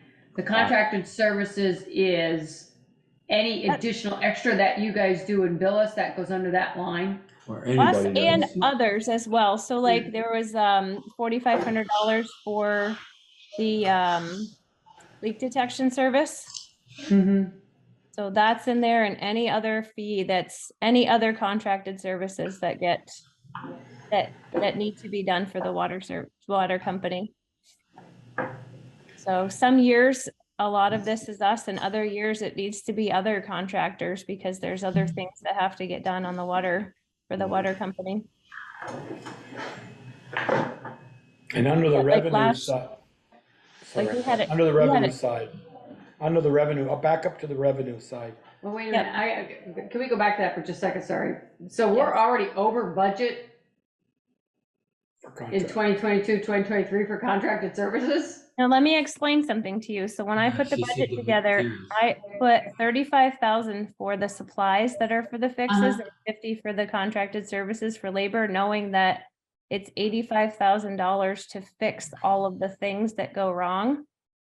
Sometimes the parts are more expensive. Sometimes they try to get the parts in as more expensive. Together, we're under on supplies and slightly over on contracted services. So as far as like these two, they work together. That's just in my, you can't replace a hydrant without buying the hydrant and installing it. You can't replace the valve without buying the valve and then installing it. So, I don't know. This, to me, it's like, yeah, this is like $2,063 over, but this is also like 16, almost 16, 15 to under. It's basically. About 20,000. Time and materials is what it boils down It's to. 20,000 under. That's, yeah, that's how I look at it. So it's like where I see us as like significantly over is in the power. And that's pretty much it. Those are the spots where it seems like we just kind of went outside of our budget. So I didn't necessarily put the power as much higher this year because the giant leaks were fixed. The last 3 are identified. I did put together a budget for contracted services for this year. And I want to tell you already, we already know a number of projects that need to be done, and we won't try and do them until we cross the fiscal year because we don't want to overspend, and they're not emergencies. But we have, so in the current year's budget, I carried an amount of money to change out the hydrant. There's a flushing, I guess it could be called a flushing hydrant. There's a flushing device at the end of Firehouse Drive that needs to, in order for that to be properly protected, be turned into a fire hydrant. We already own the hydrant. It just, the work needs to be done to change out that appurtenance. There's, yeah, it's a blow off. It's a large blow off, like a 6-inch blow off. There's the 2 valves that are on Pump House Drive that did not want to seat when we were replacing the leak and the hydrant and the valve. So we ended up having to do an active replacement of the hydrant and the valve, which was incredibly stressful and incredibly time consuming. So though, in order for us to change a pump at the pump house and to do anything else at the bottom of the system, which is the highest pressure zone, we're gonna have to replace those valves. There's one over by where the water comes in, and there's one at the end of Pump House Drive. So that's something that we're gonna want to address in this next fiscal year and not forget about it, because we will be remiss if we're unable to deal with emergencies at the pump house and not able to shut the water off. Again, it's the highest pressure zone that we have. Everybody hears us say that the water pressures in town are like maybe 90 to 100 PSI. And Cyrus, what is it at the pump house? It's 172. It's significantly higher. It was insane. Someday I'll send you guys a video of what it was like to make that repair. There are still 3 leaks that were identified in the leak detection survey. None as large as the 2 that were fixed that week. One was fixed at the school, which was their customer service leak and did not impact the water budget, but it did impact our leak that we were having. That one was probably 40 gallons a minute, maybe more. And the one that was right on Pump House Road, which was probably more like 50 gallons a minute, wide open. So I'm pretty delighted to say that pump time is way down. And, you know, 1 run cycle every day to every 2 days, and then 2 run cycles every 2 to 3 days. So and a run cycle is maybe 5.5 to 6 hours. We were like 2 to 3 run cycles a day. And then, so those are the leaks that are left that are repaired. There's one on South Street that was identified. There's probably a customer service leak. It could be on either side. And then one on the corner of Pleasant and Taylor that's likely on the town side. Hey, Jill, a couple questions. Yeah. So you've got your supplies, you're putting it down minus 8.6%. What's the reason for that? Are we just trying to balance in terms of what our revenue is coming in, or are we not going to be using as much supply as you think? Let me see it. Because number 23. Let me just look at it here. No, I didn't mean to do that. Let me fix that. So what I tried to do, we did use a lot less budgets this year. I wanted to try to put as much as I could into the capital improvements. Okay. So they are right here. Well, no, it's a combination. So number 23 is supplies. So you had it as you took it down to 32 from 35. And then, yeah, there's for capital improvements, it was at 47, and now you're putting it down to 30. It's this, it's because there's 18 right here. So I did Oh, ask so it's this, splitting out into capital Yeah. equipment fund. yeah, so I asked Okay. Anthony, Valerie and I have asked Anthony, can he explain to us what the difference is between capital improvements and capital equipment fund? So I am carrying still 48, which is making sure that money's getting put aside for the Okay. big stuff that we have no idea is gonna happen. Yeah. You know, it And what could be planning for who knows what. And then what about that supply line row 23? No, I think I do need to put it back at 35 because like a hydrant is $5,000. Right, that's what I was thinking. Like, you don't want to, and if you're balancing the supplies line with the contracted services line, seems like you might run into issues. Yeah, then you gotta take that out somewhere. Let me see this one. Well, we haven't been having to do as much to the building. I could take it out of there. And what's the Well, reason why this Jill, my- budget has to balance out? Have to be the same? Why can't It's we an have? enterprise fund, It's not an a. enterprise. Oh, yes, thank you. I think you Don't you probably want tell a me that balanced every year. budget? Yeah, I was gonna Well, say the top and the I would bottom like- always have to match. I would like more money for us to be able to repair the damn thing and actually, you know. So, Jill, my question, I mean, you might have put it down because you said the one hydrant you have to replace, you already have. Right, but then tell me how you guys want me to proceed because I was asked to please make sure that 2 hydrants are replaced in the system every year. Whoa. So Your I stream have just it went in the funky. budget. See, I have never seen. You must have a Mac. Well, oh, I Jill, do. Does it keep dropping it? No, it is. No, it just No, it looks wavy stretched now. I think Jill's getting sucked into our water The system. vortex. unfortunately. Vortex, yeah. Oh my gosh. The budget was- Resume share. How's that? No, No, Nope. Nope. I You're would just- probably gonna I have would to stop. sharing. yeah, stop your share and bring it back up. Oh, I'm sorry. All right. Yes, Sorry. I do have a Mac. I can't, What was happening? It minimized, I think, and it caught something in okay. the. So I'm trying to carry the previous requests. And if you guys want to change how you're doing it, then we can, but Well, I made that statement a few years ago, when we used to replace 2 hydrants a year, but I think our thinking needs to, if Steve's proposal earlier in the evening comes to fruition, then those will get replaced as we do a right. street. you're right. So we may not need all that, you know. And I'm looking, as we walked Pine Street the other day, you know, I saw 4 hydrants that could go right into the repair pile. And if someone hits a hydrant that a street's gonna get replaced in 5 or 10 years, that you could put a used hydrant there instead of a brand new one. And so I don't wanna see those fire hydrants. I asked the question to Eric, I'm not sure why we're replacing those hydrants, but it's all part of the bond. I get that, Steve, no disrespect, but those are fairly new hydrants. They're not some of the old 2.5-inch clunkers around. But, you know, as we replace, as he called it. They're 1910 instead of 1905. There might be 1970s or 80s. We I do remember have the one on we the do one on the have, Kimball Lawn was replaced. yeah, all of the hydrants are updated in the asset management spreadsheet. Two years ago, we hit that one hard because we were trying to figure out, all right, if we're gonna do 2 a year, which ones are the worst? And also just going through and making sure that everything was getting its love every single year. So we put numbers on the hydrants, so they're all labeled.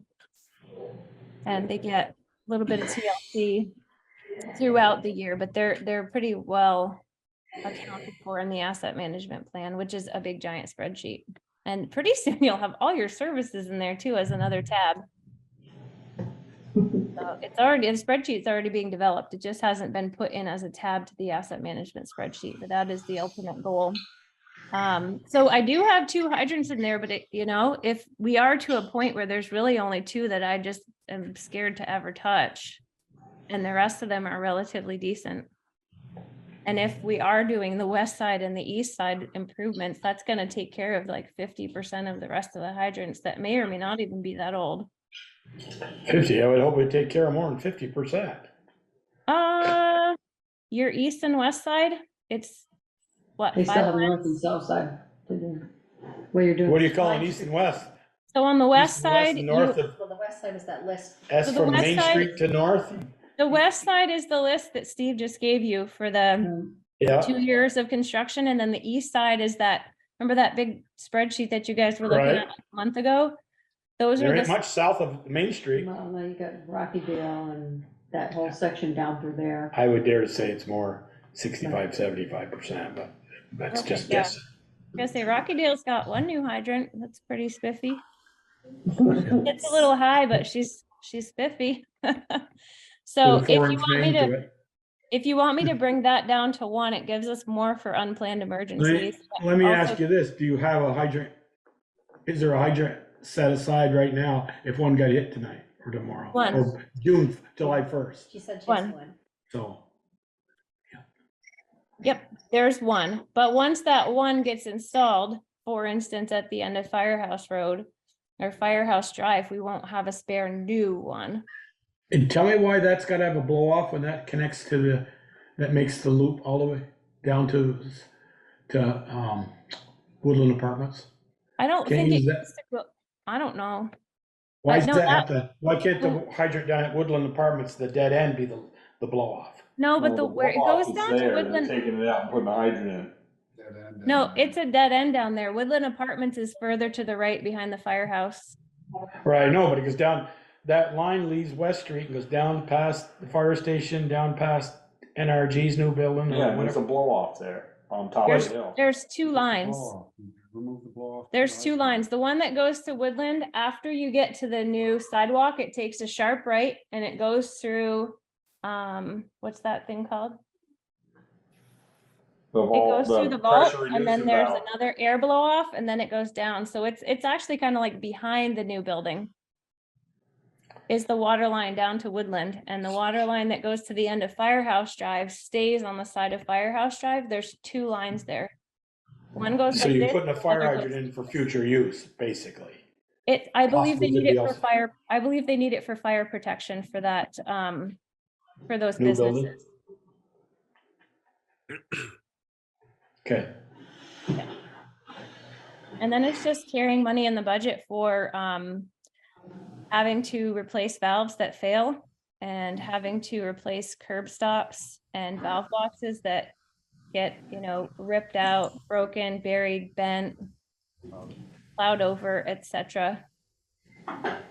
And then unplanned emergencies, just carrying money for that because unfortunately they happen. So that's that. Oh no, did it go away again? No. Okay. Let me see. Okay, so So this. Jill, is where one- does that $85,000 show up elsewhere? Right here. 50,000 in contracted services and 35,000 in supplies. I see. Yeah, Thank so you. I actually want to carry this as 50 solid.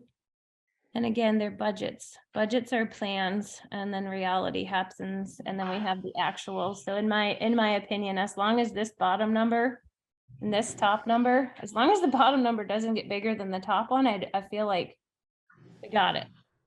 We didn't break Jill, the just so budget. you know, you're not on the budget. yeah, you're not on the budget. You're on your, well, it's a budget, but it's your detail for your supplies and your contracted services.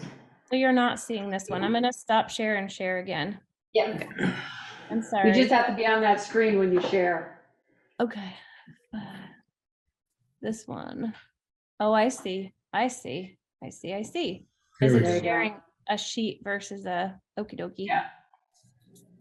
That's fine. So I don't know. I don't know that it makes sense to increase the water rates because you're gonna take on, after you finish your construction project, your new bond payment will start whatever period after that, and you're gonna have to account for that in your budget, and then they're gonna go up, like 10% and then 25 or 50%. And I don't know if you wanna offer that now.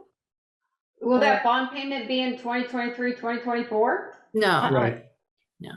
The year Won't be after due that. until after July 1 of 24. 20. Yeah, because you 24, will, 25. yep. Okay. But also, we're going to have a lot of new customers tied in and more connection fees coming in and I hope so. with From the where? the Stony Hill Business Park, the apartments there, and a lot of new housing development happening in the service area. Now, is that firehouse, I should know this, but all the 20 unit apartments, but that's one master meter?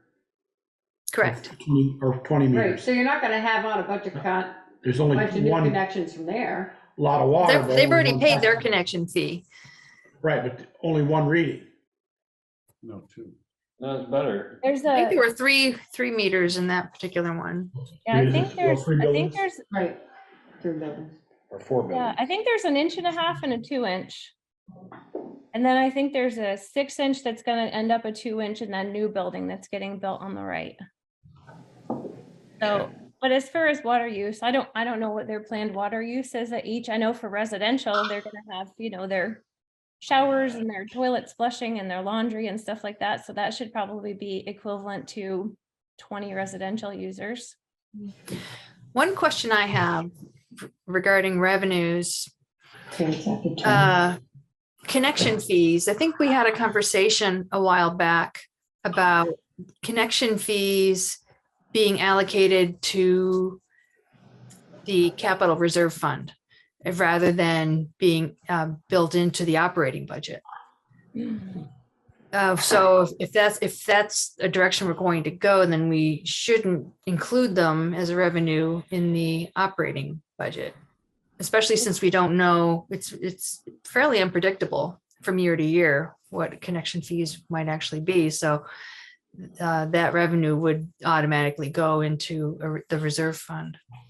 Well, and if you want to think of them more as like an impact fee, like every time you add another user to your water system, the amount of water you have to produce goes up. That's where I could see that working, because you're saying this is an impact fee. You're increasing the size of our water system, and eventually it's going to say, oh, now you have to do 4 of these a month. Oh, now you need to have a water tank that's this much bigger. Now you need a bigger storage tank, etc. So you're saving up for that point at which you cross the threshold to the next level of pain. Well, that's kind of the rationale of it, them going into the capital reserve fund.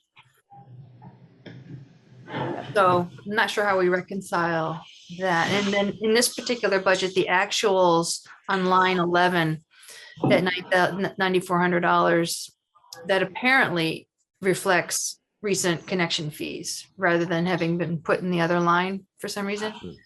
I think that's, how when we do repairs on both sides of the customer service, I have a feeling that's so in this number, by the way, that's the customer side too, and then it gets billed to the customer and back to you, and I think that's this line. Well, Anthony said in an email this afternoon. Yeah, I'm here actually, sorry. The miscellaneous rev right now, those are the connection fees. I mean, maybe we need to go farther into it, and if we have to divide between like what we had to do versus what the resident had to pay for, but that number correlates to the other half of line 9 with the service connection fees. The reason why I hadn't transferred any of the additional connections after August was because we were trying to figure out whether or not where the connection fee money should go. Because if we're gonna switch it, I'd rather try to do it once. And if I have to switch it over to the capital funds, I need to transfer the money out of one bank account into another. So I wanted to wait until we actually confirmed which option we were gonna go for. And speaking of that, Anthony, down further below, there are 2 line items now for capital. There's capital equipment and capital reserve. How do you remember how that came to be 2 separate lines? Equipment, I think the rationale behind it when it initially, I didn't quite put it on from what I remember, and I thought we had discussed at one point. I don't know whether this was more of a concept hypothetical prior, but one is equipment. Equipment is kind of what you use year round. Improvements are what you do essentially once. The So- capital reserve line item was intended to reflect the allocation from the operating budget to the reserve fund. It doesn't reflect the actual expense of capital stuff. And we could probably just combine them again. That's what we're, I mean, Neither yeah, one we say could the do a word similar thing reserve, with though. the police. Because in the prior year's budget, it was that there was just one line item called capital reserve fund. And that reflected the transfer from the operating budget to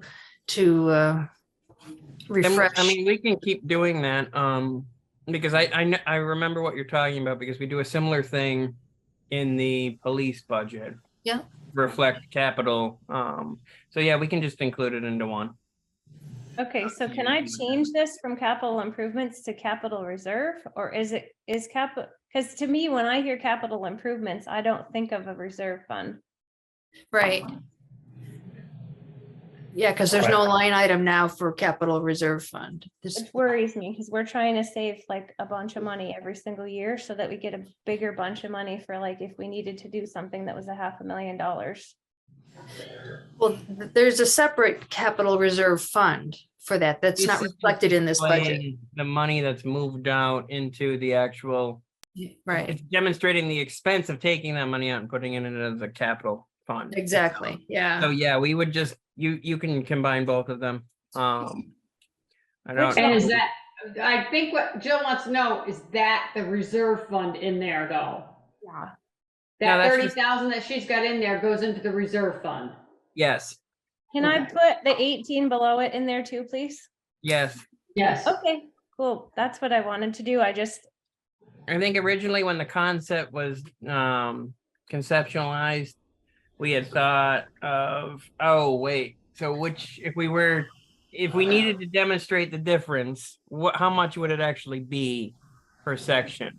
Even though necessarily it's not for, because I mean, the reserve fund's the reserve fund's the reserve fund. It's not like we separate it into two. So I think that was more of a hypothetical situation initially. So if you just call it capital reserve fund, it can be used for equipment or improvement. Yep. Yeah, because the actual capital reserve fund is a separate thing. Yep, this is just demonstrating the transfer. Where the actual expenses would be coming out of. Yep.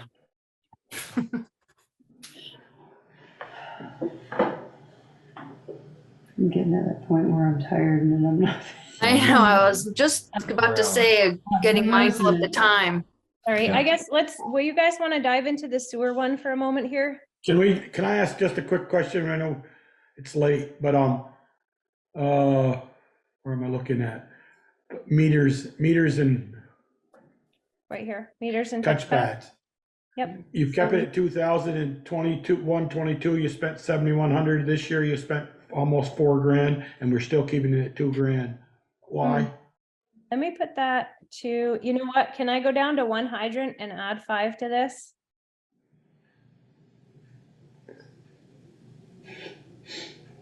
If I can take a hydrant out of the big plan, then I can put more into meters and touchpads, because yeah, we've been doing a lot of the changes and we've last ordered 3 cases. Because we've been trying to hit hard so that the actual water read would have a read on every single meter. How many touchpads do we have left to replace? We have 700 and I think we've probably done about 150. God. I would take 5 from there and put it there. I'm gonna change this. And I'm gonna put the difference, 341, 336, 913. Okay, I'll put the difference in this one right here. I'm gonna end up something like 339, 275, 341. Maybe it's like, I'm trying to get this bottom number to match, 339, 913. Well, how could it not match if you took out? You 5 took from 5 that? and you added it to It 2. didn't That's match before. Because I changed this to 35 and I had it at 32. I've been making edits throughout as you guys have made commentary, because I'm trying to make this be what you guys want it to be. I just kind of took last year's budget, this year's actuals, And then kind of what's the sweet spot between the two to create a budget for this year? We're still not looking at an increase in the water rate, so. I wasn't thinking that we should. I think next year that's gonna hurt, and I kind of want to give people a year of reprieve.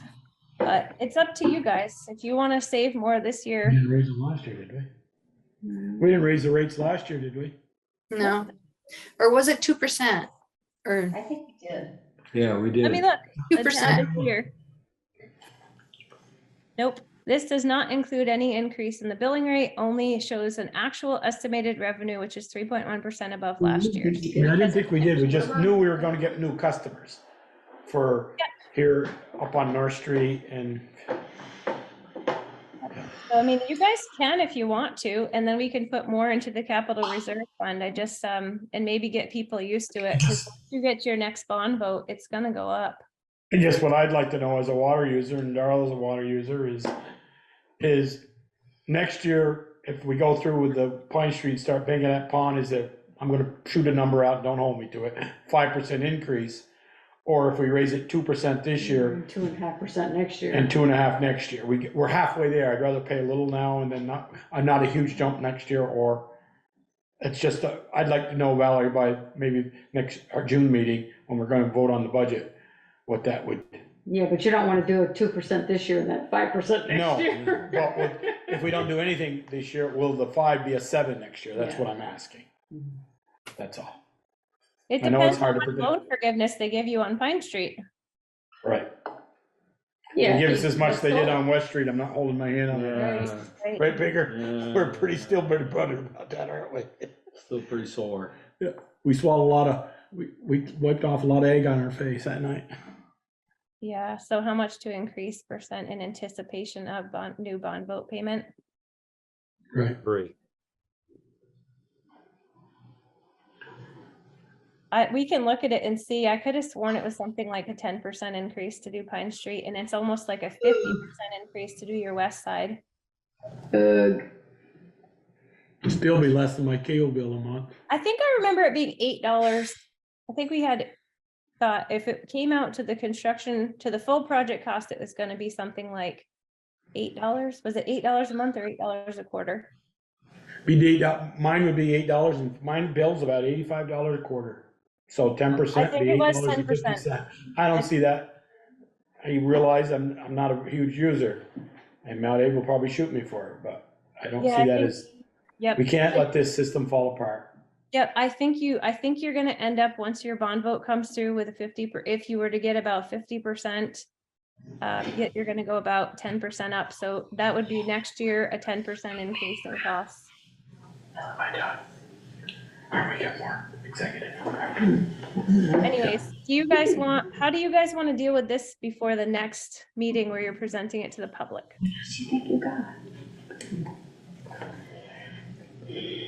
Like this one question, I go back to the connection fees, how we want to reflect those in the operating budget, if at all, or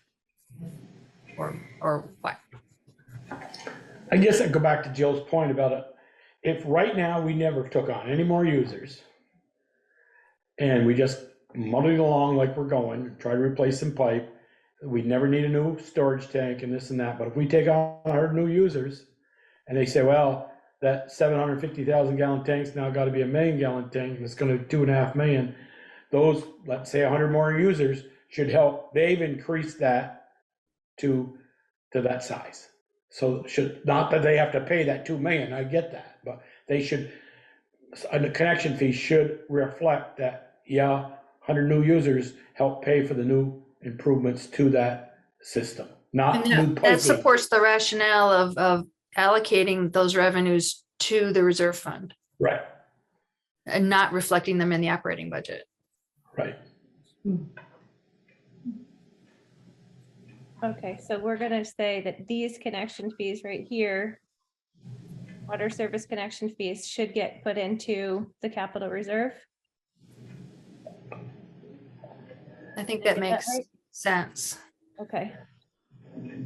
So weren't we getting Valerie, correct me if I'm wrong, $750 per connection fee? $500 500? base plus the actual expense of the meter and appurtenances and their time for installation. It's in miscellaneous right now, Joel, if you're looking for it. That's why the number is low. Yeah. Well, is it or isn't it, Peter? I mean, It is. Anthony said that's where it is. well, I'd like a little more, peel that onion back a little more, because I saw a bill for $3,800 from the customer to the house on West Pleasant Street, that I don't know if it's been paid. We've paid the contractor to do that work, but I don't know if we've been reimbursed, and is it in the 94 or where it is? Yeah, that's a question. Where have those revenues been posted to?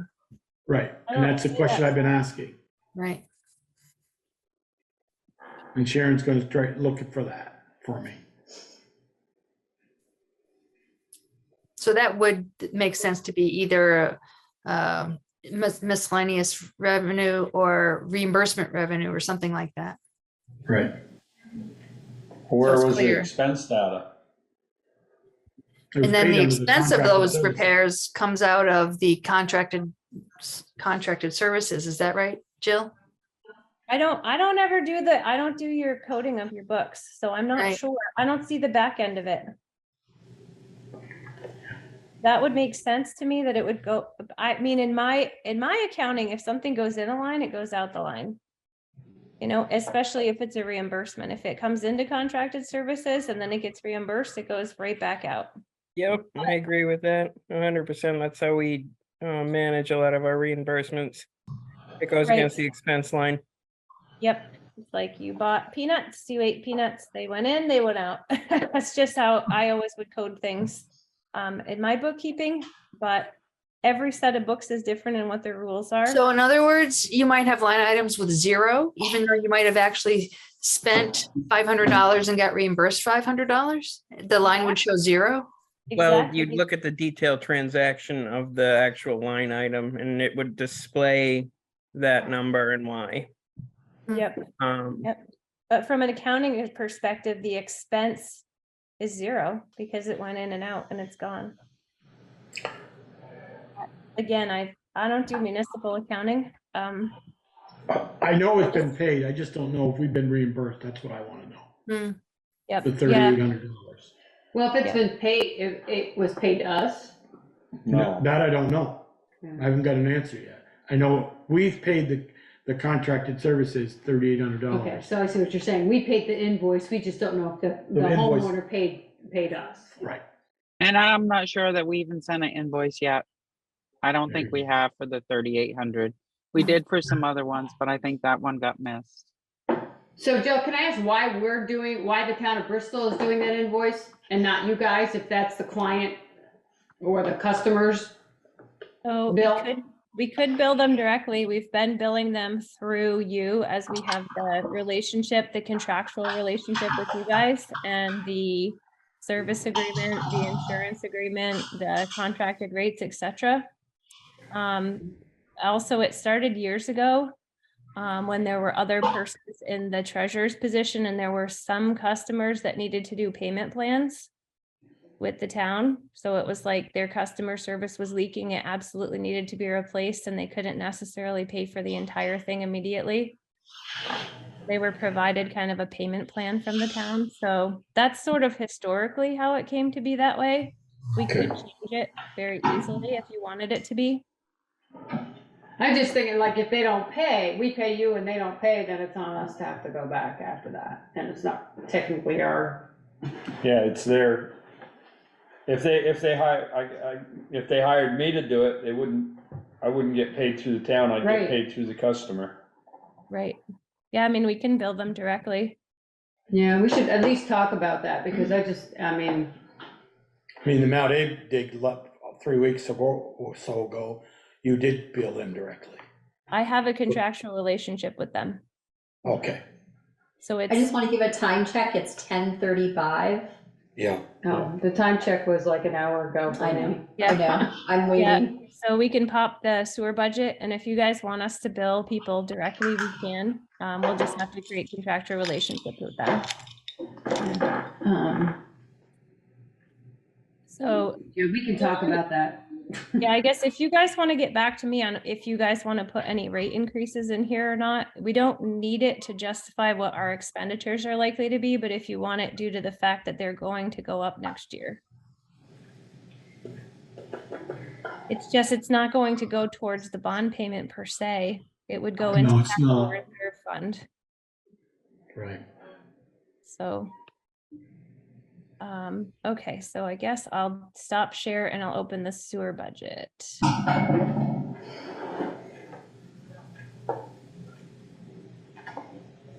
There's nothing else on this here. Valerie, real quick, does Eric need to stay any longer? Sorry, Jill. You're muted.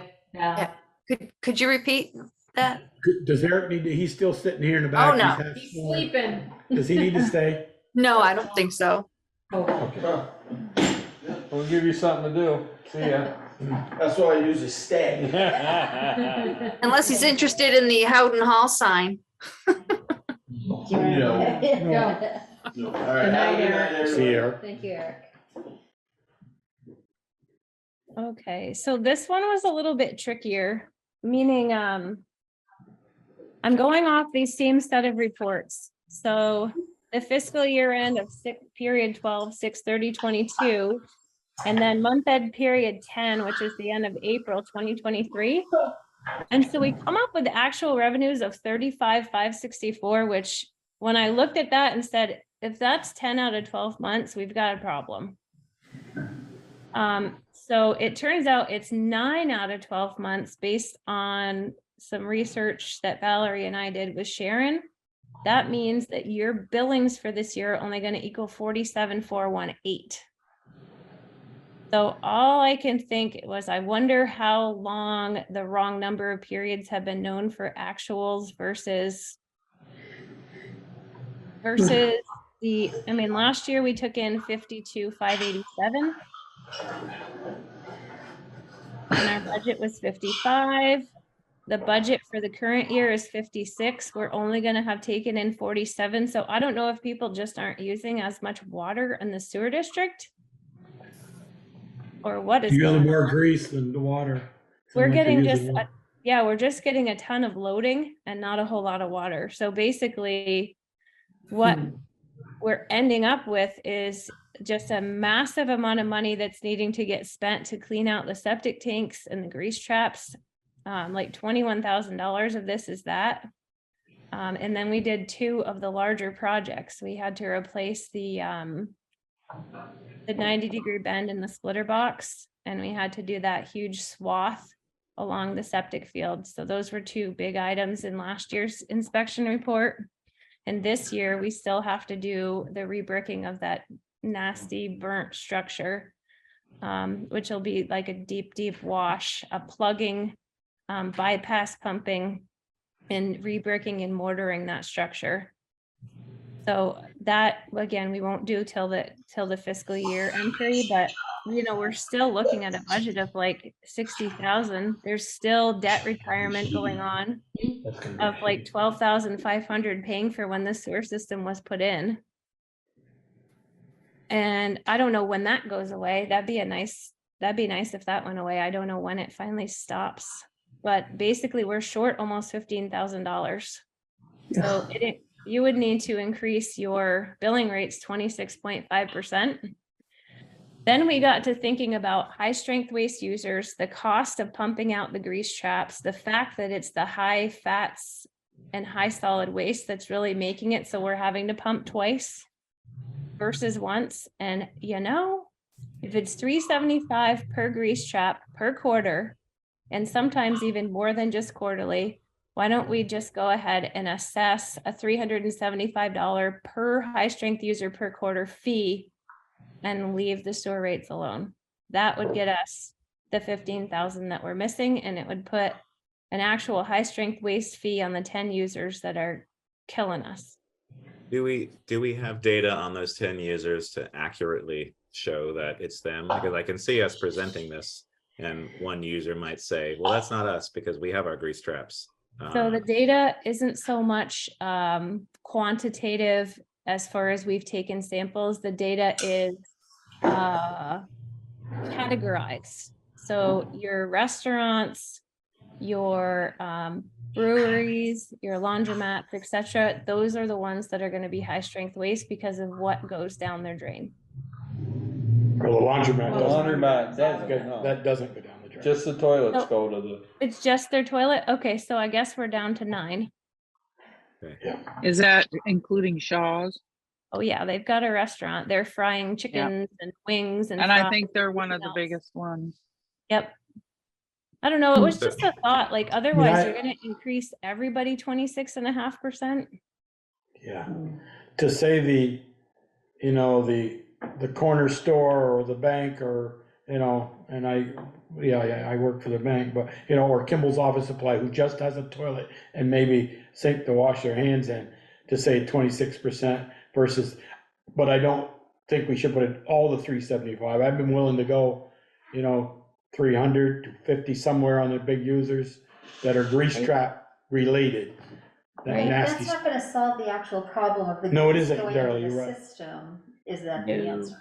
No, we have way more than one problem. We have the But- grease coming into the system, killing it, and then we have the fact that there's not enough revenue to actually pay for this wastewater system. And then there's not even any revenue that you talked earlier about getting that lady to get into the crappy stuff, to do the testing. I'm trying to get her to do it for free because she works for the state, but Yeah, yes, but- you're right. That doesn't Room for include that. paying for all that extra sampling. This is just the regular, June and September sampling. So, I think the high user charge makes sense. There's Okay. justification for that. It saves the rest of the users, as Jill said, who are minimal users, like the bank, like Kimball's. But there again, like a Shaw's is not gonna, is gonna produce way more than the corner store, cause they're not. You mean know, Tandem? The It's not Tandem, corner they're store. not in Stop there. calling it corner store. Well, I don't think Tandem's necessarily on that list. Snaps would be on the list. The Bobcat would be on the list. Covers would be on the list. Tandem's probably not on that list. The cafe. Yeah. they're The actually on my bakery list. They have a grease trap. They're on my list. Who's that, Tandem? Tandem? Tandem is, Okay. Jill? Or- I could have, they would have, because they used to cook it there. Right, so anyway. they, just because they have a grease trap doesn't mean that they're High producers. high producers, I guess is my. Can you qualify or quantitate what each one of them produces, Jill? You'd have to do data. You'd have to collect data. So basically, what you could do is you could just, hit everybody hard and then spend a year just collecting data and then redo your ordinance and redo your rate structure, or you can go into debt 15 grand. I just was like, What about if you said, use the benchmark of 375, that's so many thousands of gallons a quarter. So that small Tandem user, or maybe Walkies, somebody, I don't know if they are small users, versus a big user, would pay according, maybe one of the smaller ones would pay 250 and the bigger ones might pay 400. So if we took everybody that had a grease trap and took that 375 we'll use 10 for sake of easy figures. Take that 375 for 10 users, $3,700. And then we divide that by the use, and you know how much they're using, correct? Yes, By no. the water? yeah, we just don't know the strength of their waste yet. But if we're calling them a high strength user because they have a grease trap and did it based on their use, that would be fair for the time being. Well, and I As just fair have as to, we could get in full without- disclosure, the sewer system are paying $375 a quarter for the exterior grease traps to be cleaned out. You're not paying to clean out. The users are not exterior. paying that, the town's paying that? This sewer system is paying for the exterior grease traps to be pumped a minimum of quarterly. They're not paying for the interior ones because there's no access to them and it's not written that way in your ordinance. So the 375. How many exterior ones do we have? 4, she's saying. You have 6 users that have interior that are supposed to be cleaning them as often as needed. Some are quite small. The Yeah, we reality can't is just start cleaning them. Yeah, No, the we can't. reality is if the grease traps aren't catching all of it, if it's because what happens with them is that it's warm, it passes through, it doesn't float, it doesn't sink, etc. It ends up coming down to the sewer field and it ends up in our splitter box and it ends up going to our leach field. So it's in the splitter box is where we take those samples for the BOD, the TSS, the fog. That's our effluent for our facility. That's what goes to the leach field. So that's, We need to figure out a solution to this. Yeah. it looks pretty Because the awful. rest of the users are gonna pay dearly for it. Yeah. I put a link in the chat to the Bend, Oregon high strength system.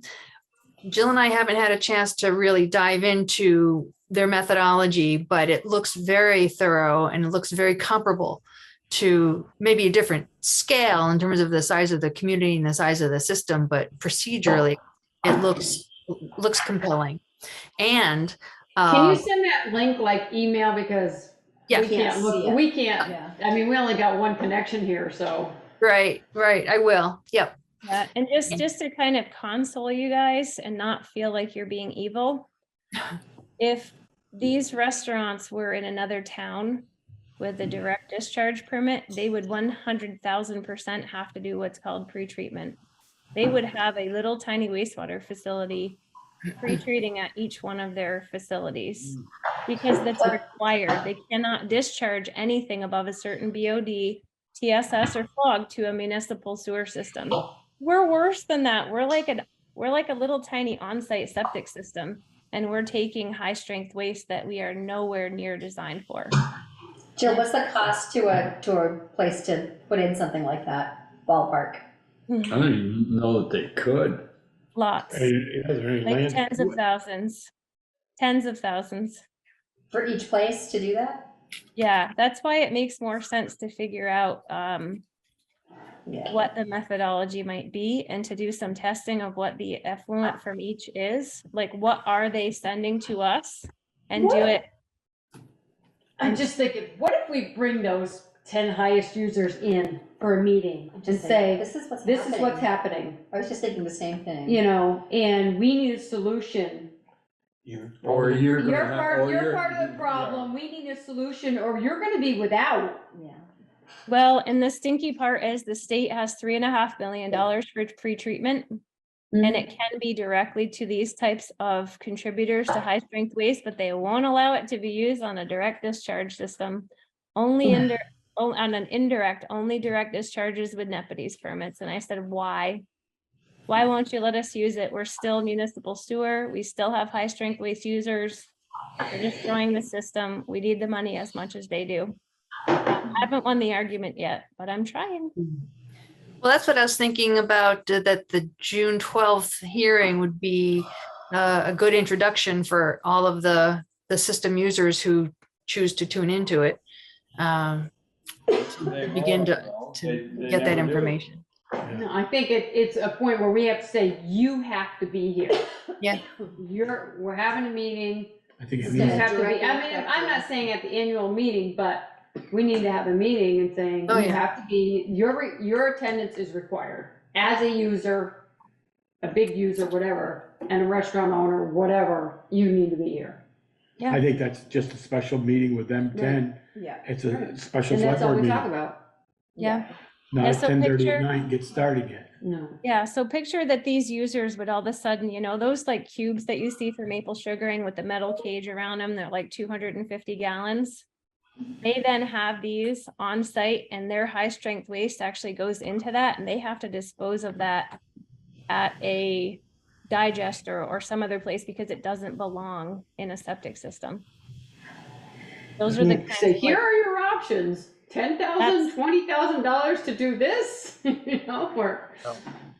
or $3.75 a quarter, but even the $3.75 a quarter doesn't get us Doesn't pre-treatment. fix the system. No, we have to figure out a different solution. Doesn't That's fix just, it. that's just a Band-Aid. Yeah, we've got, That's just to stop the bleeding. That's not fixing the problem. yeah, we've got an A, which is that this budget is short money, the fees aren't high enough, and then a B, which is that the strength of the wastewater is way too strong, and it's because the type of waste is high strength, and it needs some type of pretreatment.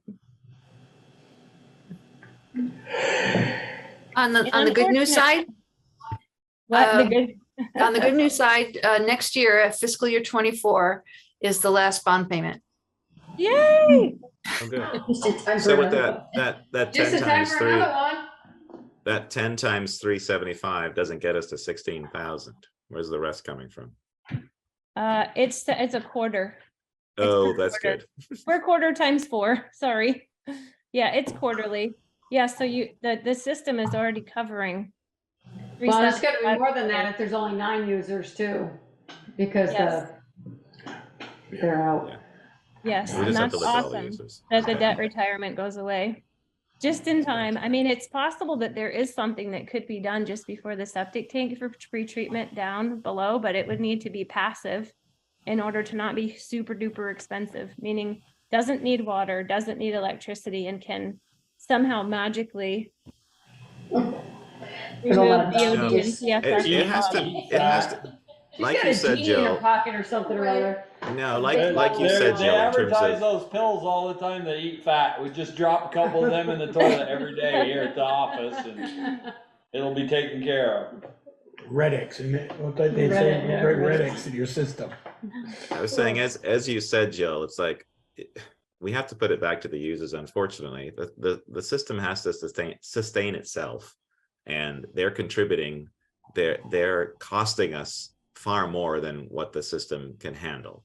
And then pay one way or another. And as you said, right, and as you said, Jill, it's other towns have this covered. They understand that and the severity of that, and we haven't realized that yet. I mean, and we're realizing it now. Pay me now. The consequence of failure would be catastrophic. It would be Yes. really Oh, yeah. sad, and it's unnecessary. Well, it We're wouldn't at the be for me, point. It's probably just gonna take a year or two to really get something in place that is, some kind of pre-treatment, some kind of update to the ordinance, and some kind of way to fairly bill that. Yeah, okay. To get a pre-treatment system. Thanks, Jill, for all of that Thank you, work Jill. and budget prep. All that good news, Jill. Yeah, thanks. Well, thanks for the good news, Jill. But the leaks aren't as bad, guys. You just have a lot of fog. Okay. Okay, now you can stop sharing, Jill. Okay, I'll stop sharing. Is there anything else that you guys need? No, got plenty to think about. Yeah. Okay, and is there anything else on the agenda that we need to be here for? I don't think so. Okay. Cool. Steve, that's Have for a you good too. Thanks, Steve. Thank you. Thank you, Jill. Night all. Thanks, Jill. All right. Howden Hall sign, consider approval of a proposal to replace the Howden Hall sign. What do we got? Okay, so I looked at the two, I said, Ian, I assume that you're trying to get it to look like the signs that enter into the town to make it uniform. I'd like to have some connection. And I mean, the signs, is the sign, it looks the same, like words, color, whatever, that he created, that Reg created, right? When I was looking No. at them, it was just the shape. That was something that I had created. Reg had created something.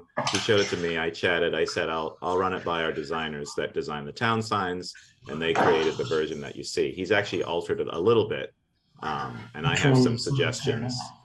It's falling apart, paint's all coming off of it and all sorts of stuff. Yeah, it needs some TLC. It needs, yeah, it needs to be updated. I haven't seen it. I haven't seen it, I'm sorry. But it sounds like the Historical Society likes the one that Reg put together. Correct. And that's the one that I had sent him as a suggestion. Okay, so can you, somebody put the one up Yes, that we're looking at? let me share. Okay.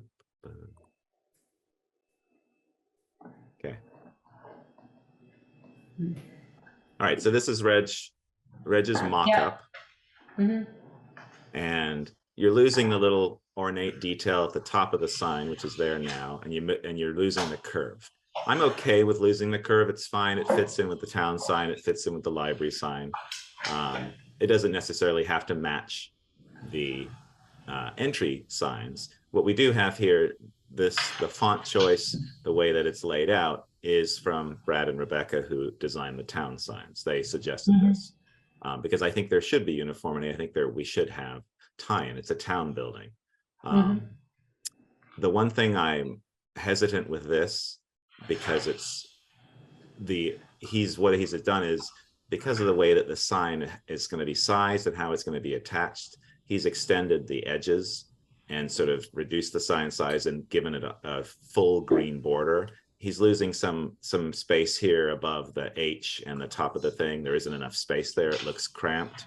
And so I have a couple of mock-ups that I'd like to suggest that he could take back to the board. I mean, it's a town decision. It's a town building. It's not the Historical Society's decision to do that. They've been working on it, but it's ultimately a town decision, a select board decision. But I would like to make a couple suggestions in terms of how we could, one more round that we can improve on this, and then lock down a decision and then have the sign made. Because I think it's a great thing to do. It really needs it. With the, Show the other picture though, there were two, show the one that you were going with the curved top. I'm going to. Oh, okay. I'm working on it. So What's taking so long? God. It's because we're all about to fall asleep. Yeah, I'm ready to be done. Yeah, it's getting late. Okay, so this essentially is I mocked it up slightly differently than Reg. This is what Reg has signed, his proposal. It's using the green, it's extending the green. I've done it so the spacing is better with the Howden and the top of that. And then a proposal with the rounded top would look like this, if we wanted to keep that design. And again, I'm not married to that. I like it, and I like keeping things the same. The sign, I think that's there, is nice when it was new, but I don't mind cutting it down. My suggestion would be this. I think compared to this, I think it's too heavy with the green. I think you lose the idea of isolating the Bristol Historical Museum and making it stand out by doing the whole border green. The design that Brad and Rebecca did not account for extending the green all the way around. They didn't know how the sign would be mounted. And so what they created essentially was as an outline, which does match what the town signs have. Each of those signs have the dark green border around the edge. And so what we're doing here is that we're essentially just making it so it can be mounted and held in place at the side, left and right on both edges. The sign is printed on both sides. It's just a single layer printing on both sides. Our town signs are bolted through the front because you only see one side of them. This is both. So you're essentially, it's being grabbed and bolted together at the sides and being held in place. So we're extending the border around the edges and keeping it so it's framed nicely and it doesn't have the heaviness and the weight that this has. So this would be my suggestion that I'd like to, if this board is okay and they like it, suggest that Reg send it back to Reg and say would this be okay, and see if he approves of it or not. He wasn't able to attend this evening. You probably can't stay up this late anyway. I kind of like the one with the round top myself. Yeah. Okay. I do as well. And I it think doesn't there'd be necessarily less rot there. The water will shed off that. A little better. Oh, it won't matter. The material is like an aluminum. Oh, it's not raw Yeah. material. Okay. No, it's an aluminum. It's dye bond, like an aluminum sandwiched with some other stuff. So apparently it won't disintegrate, hopefully. But yeah, if you want to, I mean, I'm happy to propose this. This isn't the same ornate detail at the top that is there now. It's probably a custom thing that was whoever created that sign created it. It could say, similar to the town signs, which is our established date for the town. It could say a date for the Howden Hall, something like that. if we wanted information there. It's an opportunity, it's a space to have information there. So I could say, let's say if Howden Hall was established in built in 1850. Yeah. I could say built in 1850. Yeah, if you wanted to do that, and I'd be happy to mock that up and propose that. And given that it's the historical museum and the historical society is in there, that would make sense to have a built date on there. It might be nice. I'd like Would to the see bill that. be flat and the date be, or built be curved and the date be flat, or would it all No, be flat? it would probably be, you would remove maybe this ornate detail and it would just be a single or a couple lines of text. It wouldn't be curved. It would be smaller, similar to the town signs. But I can mock that up and send that to people. And this one thing I will say is that this curve is more pronounced than the sign that's there now, and it's only because I use the same shape of curve that the town signs have. It could be a little less high with a smaller curve at the top, and so it wouldn't feel like you have a lot of room at the top here, even if you had the built on or built when. Okay. I do like the choice of the Bristol Historical Museum as opposed to, I think it says Society now. So I think that's kind of nice. It's a clear indication of what's in that building. Yep. And I think How do they Reg's identify plan themselves? is to redo the left and right repaint, I They're the believe, and society, that's they're the gonna museum. Right. yeah, they're gonna replace the top rounded parts, which are they unscrew off and you can get new ones of those. So I think he's gonna repaint everything. And then this piece of wood at the side here, I believe another sign or flag or something was hung out. I think he's gonna remove that. I think there was an American flag or something, wasn't there? That Used to say open, I thought. oh, maybe it was an open sign. You're right. Oh, okay. Yeah, there's no hardware to hold anything. It's just these pieces of wood that are attached to it. Okay. I say So- do it. Go Mock bring it up and and bring talk it to back. to us? So mock it up in terms of the curve. Yeah. Or Okay, instead sure. now the built. You Built said the built. and built. And built. Put a date in there that Reg will verify. Okay. Yeah. Yeah, I'm happy to talk to Reg about that. Hopefully he's not going to be too I mean, if upset they're with adamant that change. they like the other one better, I'm gonna kick it. I don't know if I'm not sure if the board was presented with a curved version. I wasn't part of the discussions initially, the thinking of removing the curve. I don't know if it was just easier to do to just cut it as opposed to But you curving it. certainly won't get in that one built in. No. Right, built. No, and I do like the idea of built in because we've established it on the town signs, which was there initially. It's nice to have it on buildings, especially because it houses the historical museum, I thought. So yeah, I'm happy to mock that up and then come back. I don't think they're in any rush, but I think this does. I like that Reg was receptive to this sort of design with the different font because I think it fits in really well with our town signs, and I think he really likes our town signs. So I think this would be a great addition. All right, thank you very much. All right, thank you, everyone. I'll Thank come back you. on that. all right, item number 10, consider appointment or reappointment of town officers. Appointment of Josh Crandall to the DRB alternate position. Online moved. is listing, blah, blah, blah. Second. All right, all those in favor? Aye. Aye. And if there's anybody Muted out now. there who would Yeah. like to be on the Development Review Board, we have 3 openings. I believe it's 3. And we So need Josh- to. Josh is moving. He was a board member. He's just moving to an alternate now. Right, he didn't want to be a full-time member. Any other changes to that, Val? Any new Nope, people who? not Okay. at the moment. Okay. Did What else Michelle have make we the got on motion? there? We've been here 4.5 I did. hours. I know. We've got those two. I made it. I made the motion and Peeker seconded, and we all agreed. Thank And then you. we have the 2 additions, Darla.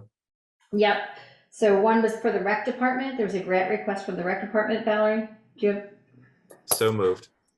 have? Well, I can move it and we can discuss. I'm not Yeah. trying to race through these. No, no, I no. do have the Yeah, ones we I can. are. Well, we are. Well, yes, I we can are. That's what I said, if So there's we've got a motion in a second. here. I can share this. Here it is.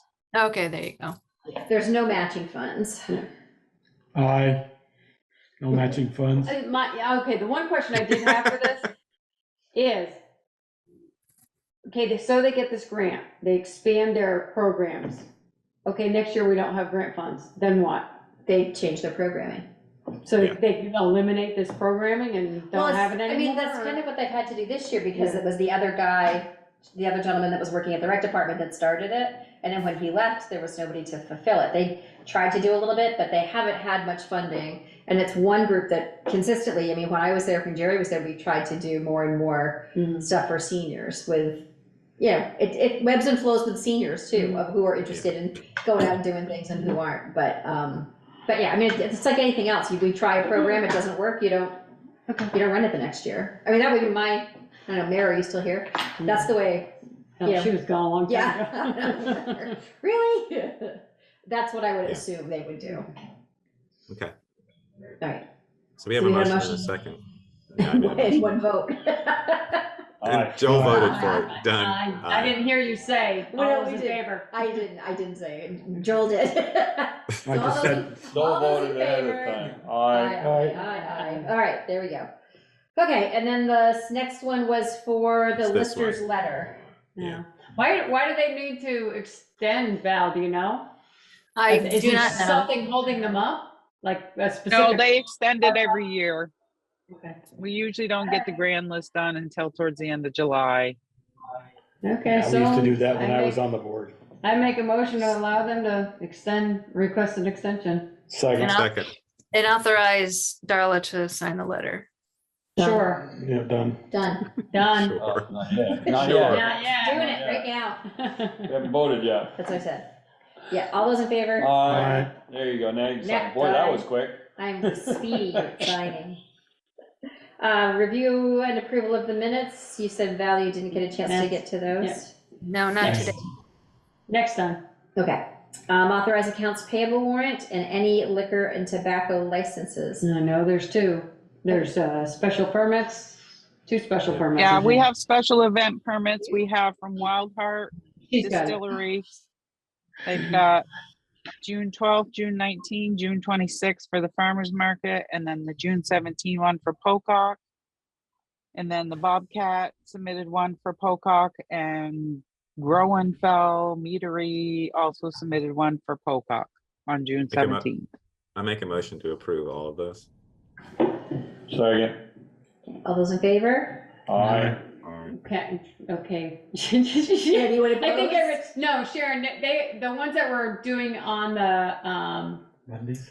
Park. the park all had fenced in areas, right? We make sure Yes, that they. the have Wild this- Heart. Yeah, They've Okay. already approved one, and they've Right, got, I knew they filed that. for 3 additional. So Okay. it's for the farmer's I thought market, so I'm anticipating there will be more. I thought I read that on there, I just wanted to make sure. Yeah. Okay. More than likely. Where are we? So you need a And motion. AP. I'm sorry, I'm tired. Sorry, go ahead, Sharon. I'm just goofy because I'm tired. AP was $64,636.83. Thank you.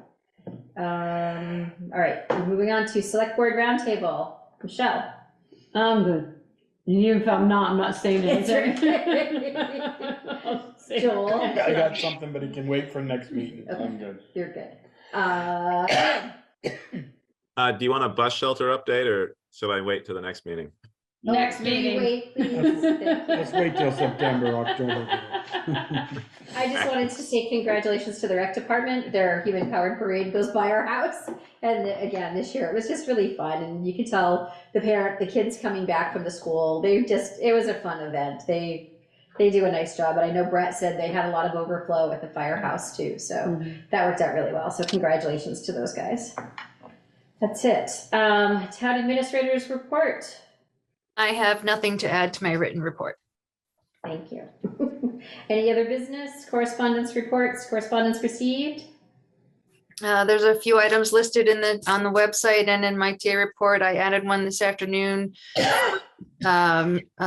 Jill, regarding the water shutoff plan for this Wednesday, that on Firehouse Drive, that would turn off the water at the fire station and Woodland Apartments for a certain amount of time.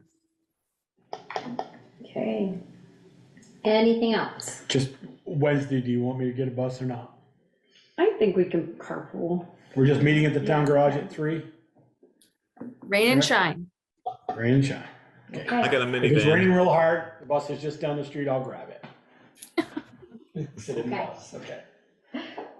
All right, It's raining real hard, we still gotta get out of the cars when we get wherever we're going, so the bus isn't gonna matter. I'll bring my minivan. That can seat 8.